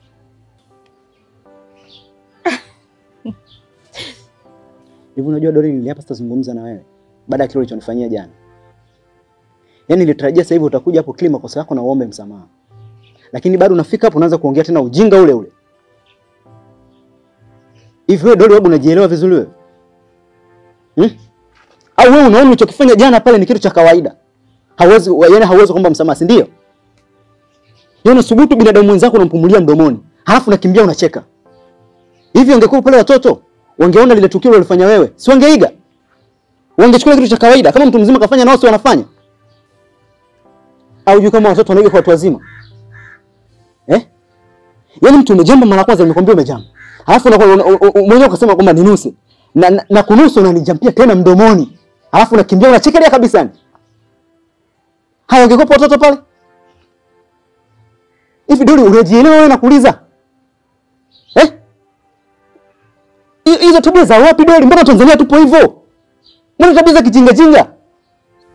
Yaani maskini Mungu anamuonea hata huruma wewe mchumba mwenyewe unamzungumzia kila siku sio Mkenya sio. Yaani akikuoa wewe atakuwa amepeleka majanga nyumbani kwao. Kwa hiyo upumbavu mbao unaofanya huu.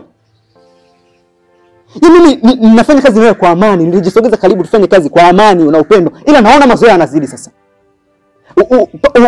Ukatunga mpaka jina lako ya ajabu kwa unaniita wakati mimi mkuu alivyonifufua kanipa jina langu Prince Ilumba, lakini wako unaniita Uncle Mighty. Mimi nikawa nacheka sana tu naona kwamba ni ujinga wako sio ile labda hivyo kwa sababu ya ule ukaribu. Sasa nisikilize Dori kwa makini.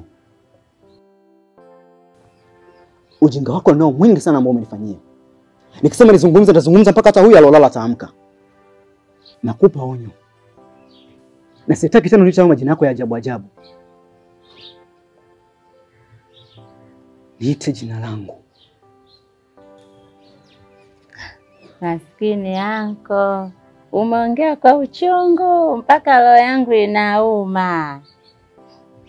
Mimi nitajirekebisha anko, sirudii tena. Nitakuwa mtiifu na mnyenyekevu kwako. Tena nitakuwa mwenye adabu. Anko, nilikuwa naomba unitunzie hii siri, usiwaambie Wakenya. Maana nitakosa ndoa mwenzako. Nitadhalilika.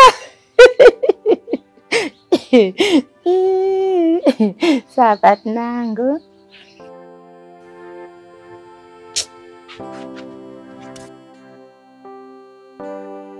Umenisamehe? Maiti imechauka.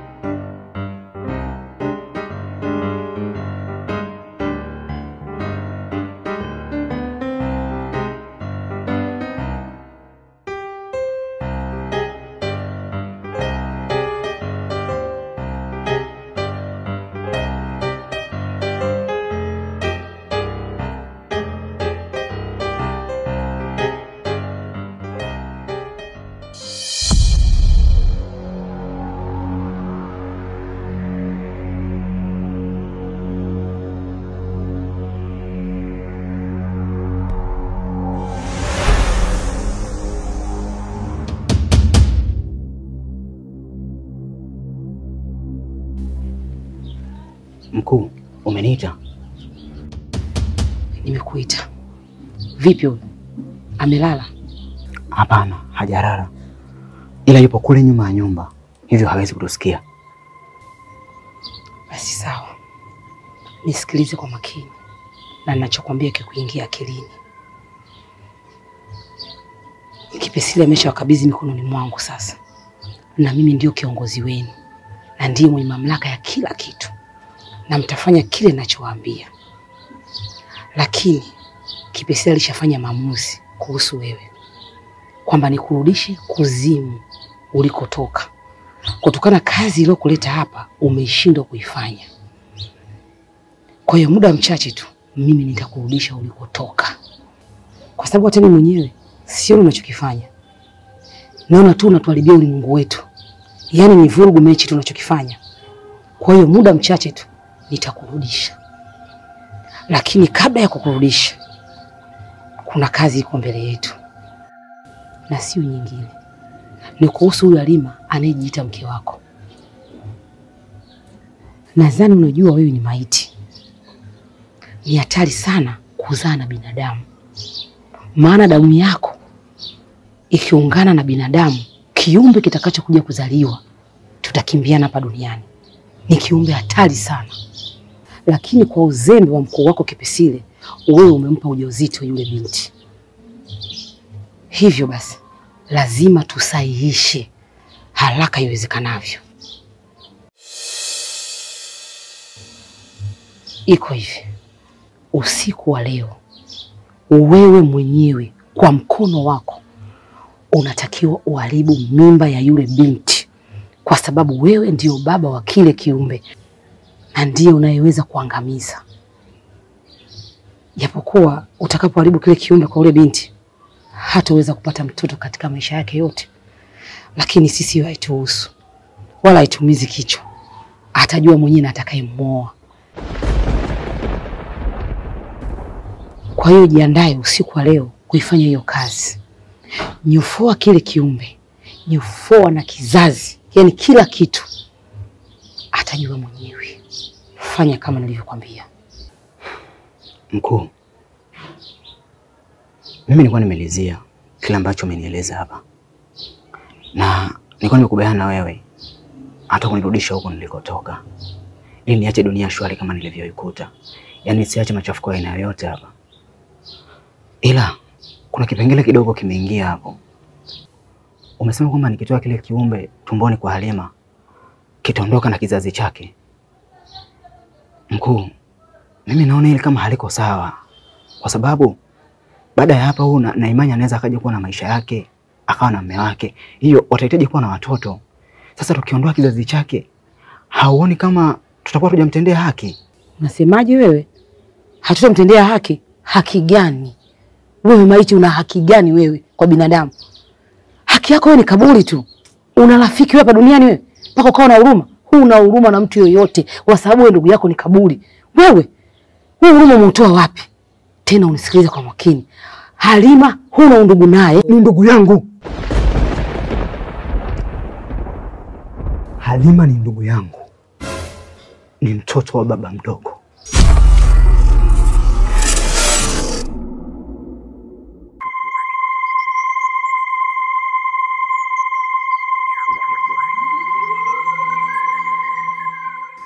Baba, unajua mimi nimekaa nawaza kuhusu hatima ya Halima. Ameenda kwa mwanamume ambaye hata wewe unamjua sura tu, lakini humjui tabia zake kindani. Ila umeamua kumpotezea. Yaani hata kusema uende ukaulizie kwamba mwanao amefika salama au ni vipi. Baba, wewe ni mzazi. Jaribu kusahau ambayo yametokea. Sawa, najua Halima amekukosea sana. Hakuwa mtiifu kwako. Lakini mimi ningeomba usimame kama baba sasa. Ukaenda katika ile familia ili uthibitishe kwamba mtoto wako yupo sehemu salama au ni vipi. Unajua nashindwa kuelewa babangu. Kwa nini umeamua kukaa kimya? Mwache aende. Mwache aende, na kama unavyojua mimi kama mzazi nimempambania sana. Nimempambania sana kwa fedha, muda, nguvu zangu. Lakini kama wahenga walivyosema, la kuvunda halina ubani. Na vile Halima ameniingiza kwenye vita ambayo kwa kweli haikuwa ya kwangu, wala sikupaswa kupigana ile vita. Lakini niliingia yote kwa sababu mimi ni mzazi. Siwezi kumwacha mtoto apambane mwenyewe. lakini bado imefikia wakati thamani ya kupambana kwangu haikuonekana. Lakini hapa ilipofikia sasa, ninyosha mikono juu. Kitamkuta kitu gani mimi sintojali. Na si hivyo tu, hata akifa sitomzika. Unaleta mabala, unaleta mabala, wewe unaleta mabala. Baba, ni maneno gani hayo unatamka kwa mtoto wako? Hauoni kama ni laana hiyo? Baba, mdomo unaumba. Unachokiongea leo, uje basi kesho kitatokea. Mimi niko nakuomba babangu. Hebu kunjua nafsi tu. Halima ni mtoto wako. Hebu fanya hayo mambo yaishi tu. Umsamee ili umruhusu aishi na mwanamume anayompenda. Mpe baraka zako. Uko yeye mwenyewe huko atakuwa na amani. Baba, mimi ninavyoamini siku zote mtoto akinyea kiganja hauwezi kukikata. Hebu ishi kutokana na hizo kauli babangu. Simama kama baba. Ili ya mambo yaishe. Wewe ndio kumaliza hili tatizo lakini sio Halima. Usiku mwema.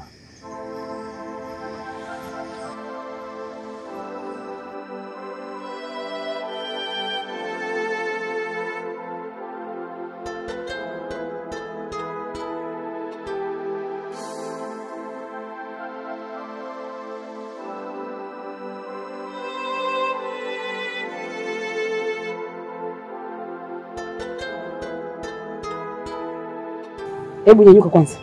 Simama.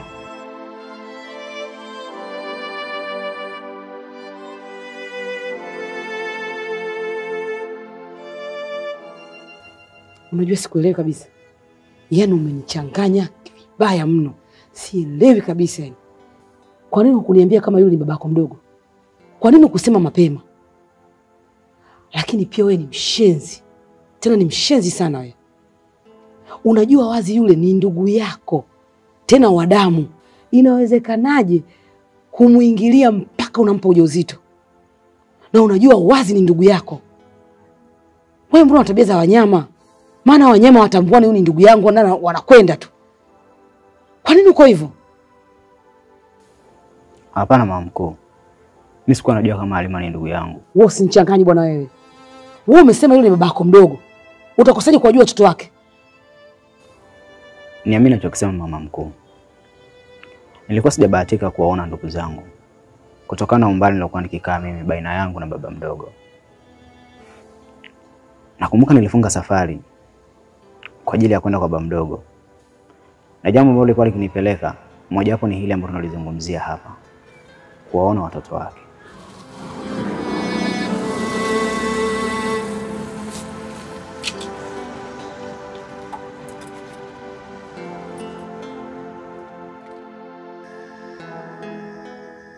Halo? Mbona ufiki bwana? Niko hapa karibu na darajani hapa. Sema kuna njia imechanganya kwa njia panda. Moja naingia huku kushoto, hii barabara kubwa inaelekea huko. Na ndio maana nikakaa hapa ili nikupigie unielekeze. Yaani hapo ulipo endelea kidogo. Yaani endelea mpaka utakapofika darajani. Fika darajani utavuka. Ukishavuka sasa utaulizia jina langu pale afu atakuelekeza. Muda mchache baada ya kuzungumza naye, sikubahatika hata kulivuka ile daraja. Alikuwa akinielekeza. Maana niliendesha kidogo tu pikipiki. Mbele yangu nilikutana na mwanamke mrembo, alikuwa akitembea kwa miguu. Baada ya kunipita yule dada, niligeuka kumwangalia. Ile namwangalia tu, nilijikuta niko katikati ya barabara. Alafu mbele yangu kulikuwa kuna gari linakuja speed sana. Niligongwa na kufariki pale pale. Mwili wangu uliharibika sana mama mkuu. Kiasi kwamba haikuwa rahisi kunitambua. Kulipopambazuka, watu walizoa mabaki ya mwili wangu na kunizika pembezoni mwa barabara. Pale mlipokuja kunifufua.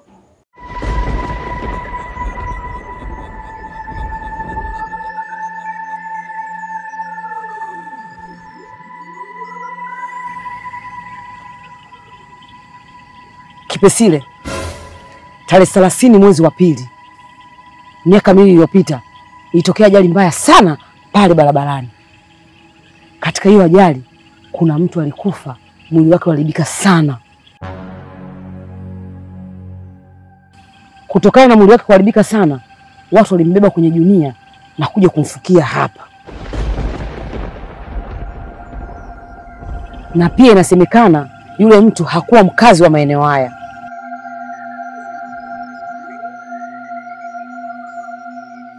Tumia uwezo na nguvu zako, mfufue huyu mtu, atakusaidia kulipiza kisasi kwa mwalimu wako.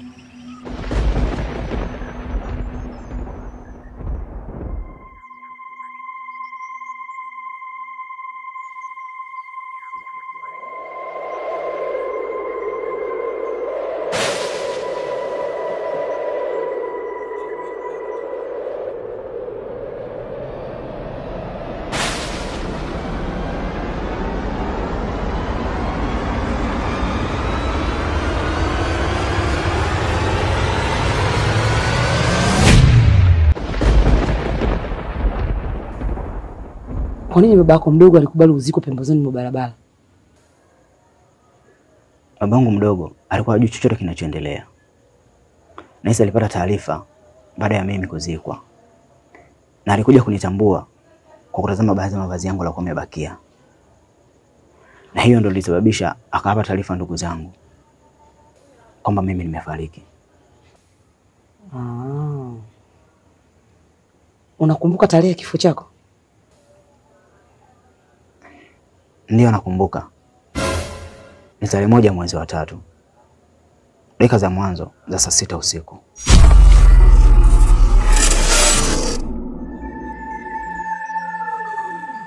Mama, ujimi sijaelewa kabisa.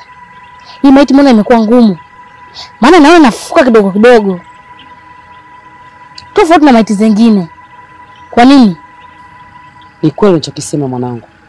Hii maiti ina tofauti mkubwa sana na maiti zote ambazo huwa tunazifufua. Na naweza kusema Kipesile, tuna bahati sana kuipata maiti hii. Na ni utajiri mkubwa sana kwetu. Na tunaweza kufanya kitu chochote kwenye kazi zetu Kipesile kwa kupitia maiti hii. Na hii yote inaleta tofauti kwa sababu huyu mtu alikufa tarehe special, tarehe za kichawi. Tarehe ya kichawi? Ndio ipi hiyo mama? Tarehe 30 mwezi wa pili. Tarehe 30 mwezi wa pili? Mama, mimi nina daftari. Na daftari langu nyuma kuna kalenda. Sijawahi kuona tarehe 30 mwezi wa pili. Najua mwezi wa pili unaishia tarehe 28 au tarehe 29. Hiyo tarehe 30 imetoka wapi? Hapo sasa umeanza kunielewa. Tarehe 30 mwezi wa pili, hiyo tarehe kwenye macho ya nyama huwa haipo. Lakini kwetu sisi wachawi hiyo tarehe huwa ipo. Na ni dakika 5 za mwanzo za tarehe 1 mwezi wa 3. Na maanisha saa 6 kamili hadi saa 6 na dakika 5. Wewe umejuaje zilikuwa dakika za mwanzo za saa 6 usiku? Nimejua kwa sababu baada ya kuongea na baba mdogo niliangalia muda, ilikuwa saa 5 dakika 56. Na baada ya hapo haikuchukua muda mimi niligongwa na gari na kufariki hapo hapo. Na ndio maana nimekadiria huenda ilikuwa saa 6 za usiku, dakika za mwanzo. Sawa, nimekuelewa. Nenda kapumzike. Kesho nitakuhitaji tuzungumze. Sawa mkuu.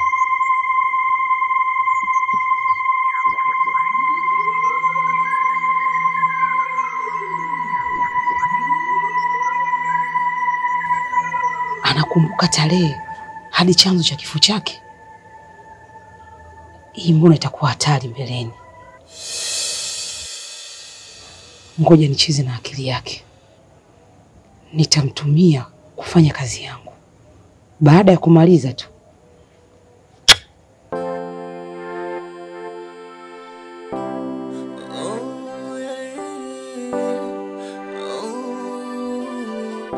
unavunja imani za watu, umezwa balaa mikosi dhuruba, unanyanyasa watu wewe, una nini? Yani huna huruma katu, fitina unagombanisha mpaka ndugu, una nini wewe? Kuna jambo nataka nikushirikishe, na hilo jambo ndio litakaloamua nikuchukulieje hapa duniani. Na kama unavyojua wewe ni maiti, lakini tulikuwa tukiishi na wewe vizuri kama ndugu na bila hata kukubagua. Wewe ni binadamu mwenye bahati sana, uliyepata nafasi ya kurudi duniani na kuishi kwa mara ya pili baada ya kifo chako. Labda nikwambie kitu kimoja, kuna kitu umekifanya bila kujua, na hicho kitu ni hatari sana katika jamii. Lakini kwangu mimi mchawi kina faida kubwa sana na kinaweza kubadilisha maisha yangu. Na kitu hicho ni mimba ya ndugu wa damu. Umenifanyia kitu kikubwa sana bila kujua. Mimba ya ndugu wa damu ni kitu cha thamani sana katika ulimwengu wa kiza. Mchawi akiipata anaweza kufanyia kitu chochote kile. Na ndio maana ni marufuku ndugu wa damu kuoana au kuzaa. Wazee waliliona hilo, walijua wazi wakiruhusu hilo watawapa wachawi nafasi ya kutawala ulimwengu. Walijua wazi mchawi akiipata mimba ya hao watu wawili au ndugu wawili, ana uwezo wa kufanyia jambo lolote bila kipingamizi. Mama mkuu, kusema kweli sijakuelewa. Sijakuelewa kabisa kiongozi wangu. Maana umezungumza mambo mengi ila sijaelewa pointi yako, unamaanisha nini?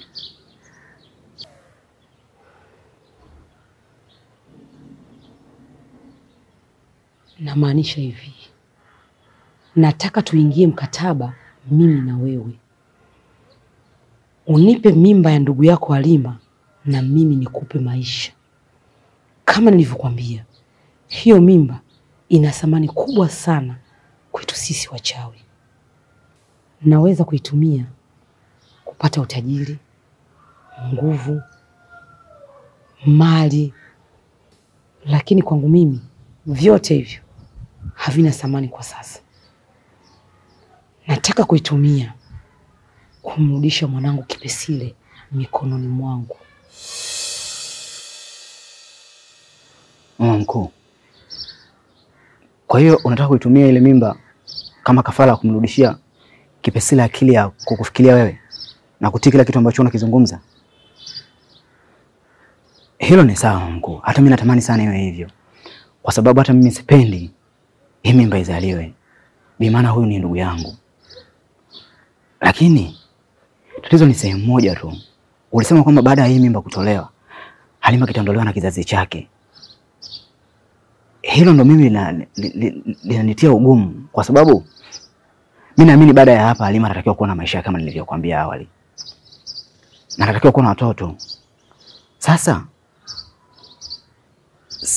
yani nashindwa kufanya maamuzi ya kukubaliana na wewe, kwa sababu sitofurahia kumuona Halima atakapoolewa asipate mtoto.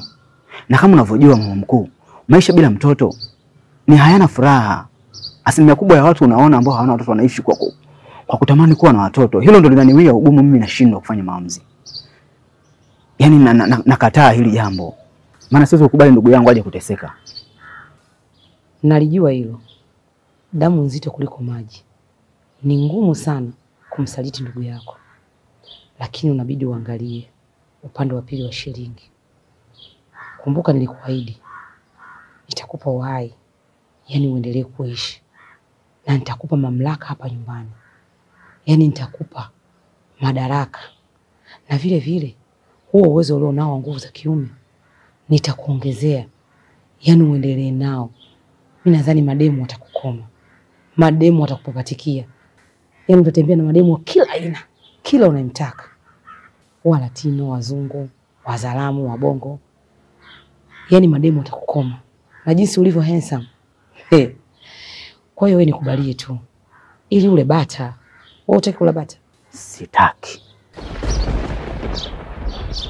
Wewe hivi unajua nimekubembeleza sana na nimeongea maneno mengi mazuri matamu, maneno ambayo nilivyokubembeleza, yani sijawahi kumbembeleza hata mpenzi wangu. Ina maana hutaki kunielewa.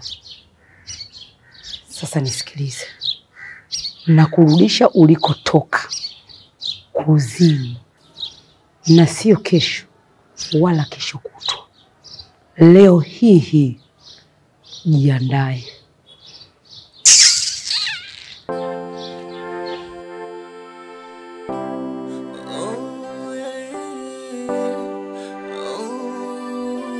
Mkuu.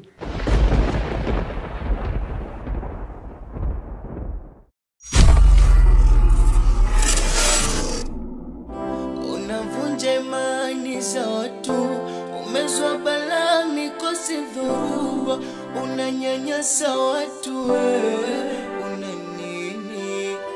Safi sana. Napenda kijana kama wewe. Limeisha hiyo. Una nini wewe?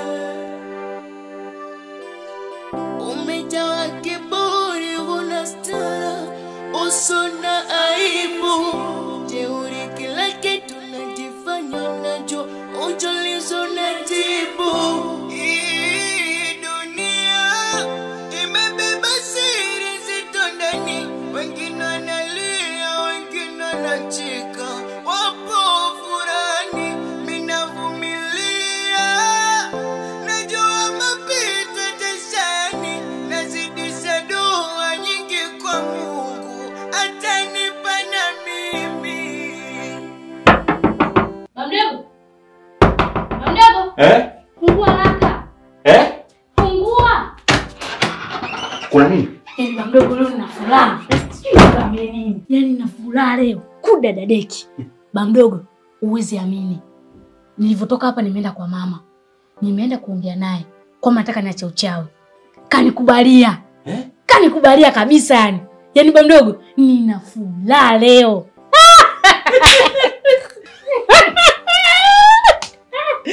Kipesa sio kama unanidanganya. Ukweli? Kweli? Bamdogo, haki ya Mungu. Kanikubalia, ninachokuambia ni cha ukweli. Na nikamwambia kitu kingine. Kwamba mimi nataka niombewe. Sitaki kubaki kwenye uchawi. Niombewe, nihakikishe kabisa sina uchawi wa aina yoyote. Niwe mtoto mzuri kama watoto wengine. Akaambia mwanangu, kama utakwenda kuombewa wewe nenda, na mimi nitaenda kwa wachawi wenzangu, tutaitisha kikao kwamba mtoto yule kaamua kujizuru mwenyewe kwamba hataki uchawi. Mume wangu, mbona unaonekana kama vile uko sawa? Una nini kwani? Hapana Halima. Mimi niko sawa. Haupo sawa. Nahisi kama vile kuna kitu kinakutatiza. Au tayari Makipesili ameshakukwaza eh? Maana namfahamu vizuri yule.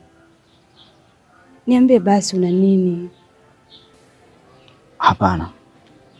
Alafu mimi nilikuwa najua muda tu kwamba hii sehemu sio salama kwako. Sasa mimi mume wangu nilikuwa na wazo. Sidhani kama utalikubali au la. Nilikuwa nataka kwenda kuchukua pesa sehemu ili tukapange hata chumba kimoja. Tutoke hapa. Kwa sababu hata mimi mwenyewe sipendi kabisa tuishi hapa. Isitoshe sasa hivi unaenda kwa baba. Kwa hiyo nisingependa kabisa uwe na kazi hii. Inabidi utafute kabisa kazi nyingine. Hii kazi ya houseboy kwako sio nzuri. Na mimi kama nilivyokuambia hapo awali, kuna sehemu inabidi nikachukue hela ili tukapange chumba kimoja. Tuondoke hapa. Tukaishi kwa mimi na wewe.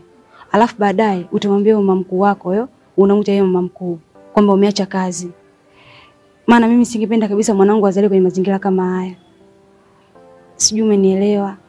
Kanikubalia baba mdogo. Sasa unabisha nini? Au tena tukamuulize? Kipesile. Yaani kinachoendelea ni kama mpango wa Mungu yani. Na siku zote hamna chenye mwanzo kakosa kuwa na mwisho.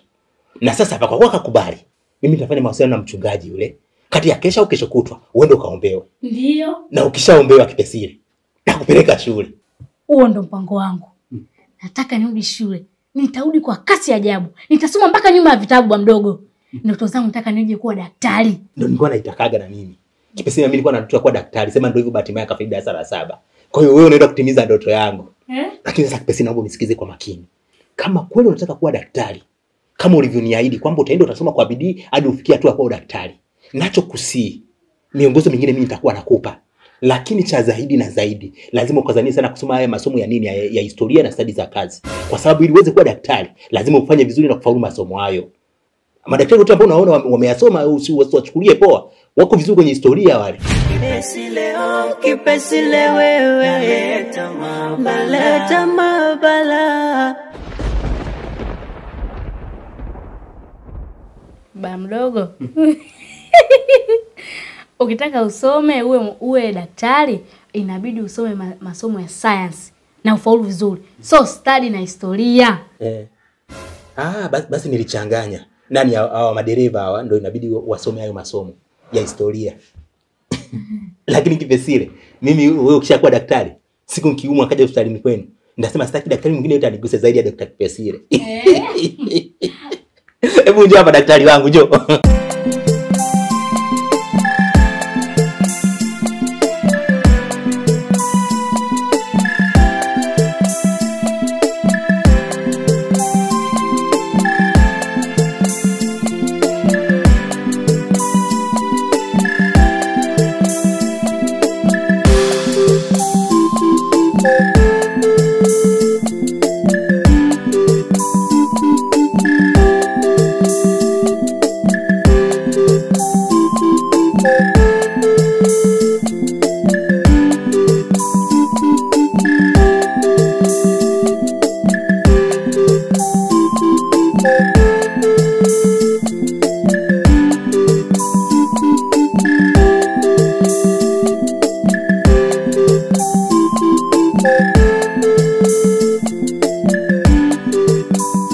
Wewe mtu kuhangaika sasa hivi. Ulienda wapi kwani?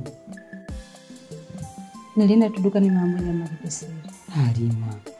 Wewe sio kwenda gengeni sasa hivi. Wewe sio kwenda kuhangaika kwenda huku mara huku. Yaani kila kitu unatakiwa ufanyiwe wewe sasa hivi. Yaani wewe mtu kukaa tu. Ukitaka chochote kile wewe sema. Nileteni juisi tutakupa. Nataka chakula sasa tutakupikia. Jamani mimi sasa hivi nataka mnipelekee maji bafuni ya kuoga ya moto. Nitamuita doli atakuogesha wewe. Yaani wewe ni wa kufanyiwa kazi kama malikia. Sio kuhangaika. Wewe ni mjamzito Halima. Mama Kipesile unanishangaza. Mbona unajali sana tofauti na hapo wali? Kwani kuna nini? Halima, mimi ni mama. Na isitoshe, mimi pia ni mzazi. Nimeshazaa. Na nilibeba mimba, kuna watu walinijali na kunithamini. Na walinionyesha upendo wote mpaka nilikuwa najisikia fulana ujauzito wangu. Na hata hivyo unajua wazi kabisa mimi nimezaa na mtoto Kipesile. Mtoto mwenye afya na nguvu. Hata wewe sitaki uje uzae mtoto ovyo ovyo amenyong'onyea hana afya nzuri. Mimi naelewa nani Halima. Naelewa wazi unahitajika faraja na upendo. Hivyo unadhani mimi nikikunyanyasa wewe? Hii wizara yetu ya habari, sanaa, utamaduni na michezo, masuala ya uzazi. Mimi nitanichukuliaje hii? Na wakati kila siku serikali yetu kupitia wizara hii inatufundisha tuwajali sana wajawazito na kuwathamini. Sasa mimi nikikunyanyasa wewe, sio utanifunga mimi wewe. Nitauzia jela. Hapo sasa nimekuelewa Mama Kipesile. Lakini sasa mimba yangu mimi hata mwezi bado. Sasa unaponiambia nisifanye kazi ngumu kuli sio kweli. Siutaki kuwa mzigo hapa nyumbani kwako. Yaani mimi nitafanya kazi zote, nitaosha vyombo, nitapiga deki, nitapika. Labda ikifikia miezi 8 huko au 9, ndio kidogo nitasema nipumzike. Lakini kwa hivi ilivyo, hapana bwana Mama Kipesile. Nani amekwambia hiyo mimba itafika miezi 9? Kesho tu hapa na inyofoa na inakuwa kafara kufanyia mambo yangu. Halima bwana, hebu nisikilize mimi. Sasa mimi naongea kama mama mwenye nyumba hapa. Wewe utakiwa kufanya kazi yoyote, unatakiwa upumzike. Kila kitu tukufanyie. Na hata ikitokea baba yako amekuja, anataka kuzungumza na wewe, kukwambia chochote au akutoe nje ya nyumba hii, usisubutu kufanya bila kunishirikisha mimi. Kila unalofanya lazima unishirikishe mimi. Umenielewa? Wewe kaa hapa utulie, kila kitu tutakufanyia. Wewe ni malkia, yaani wewe sasa ni malkia. Halima, hebu subiri mwanangu, nikuandalie kajuisi kidogo parachichi hapo jikoni.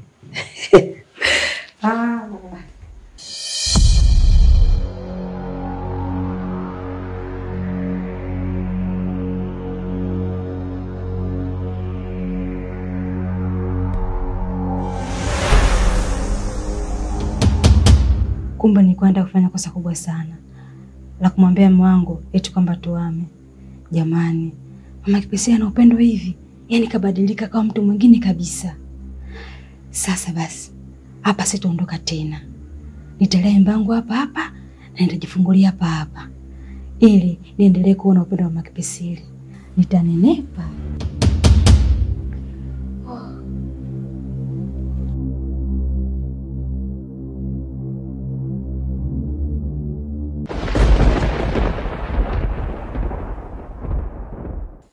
Kila kitu kiko sawa. Ingia mjini usiku wa leo, kesho tufanye kafara.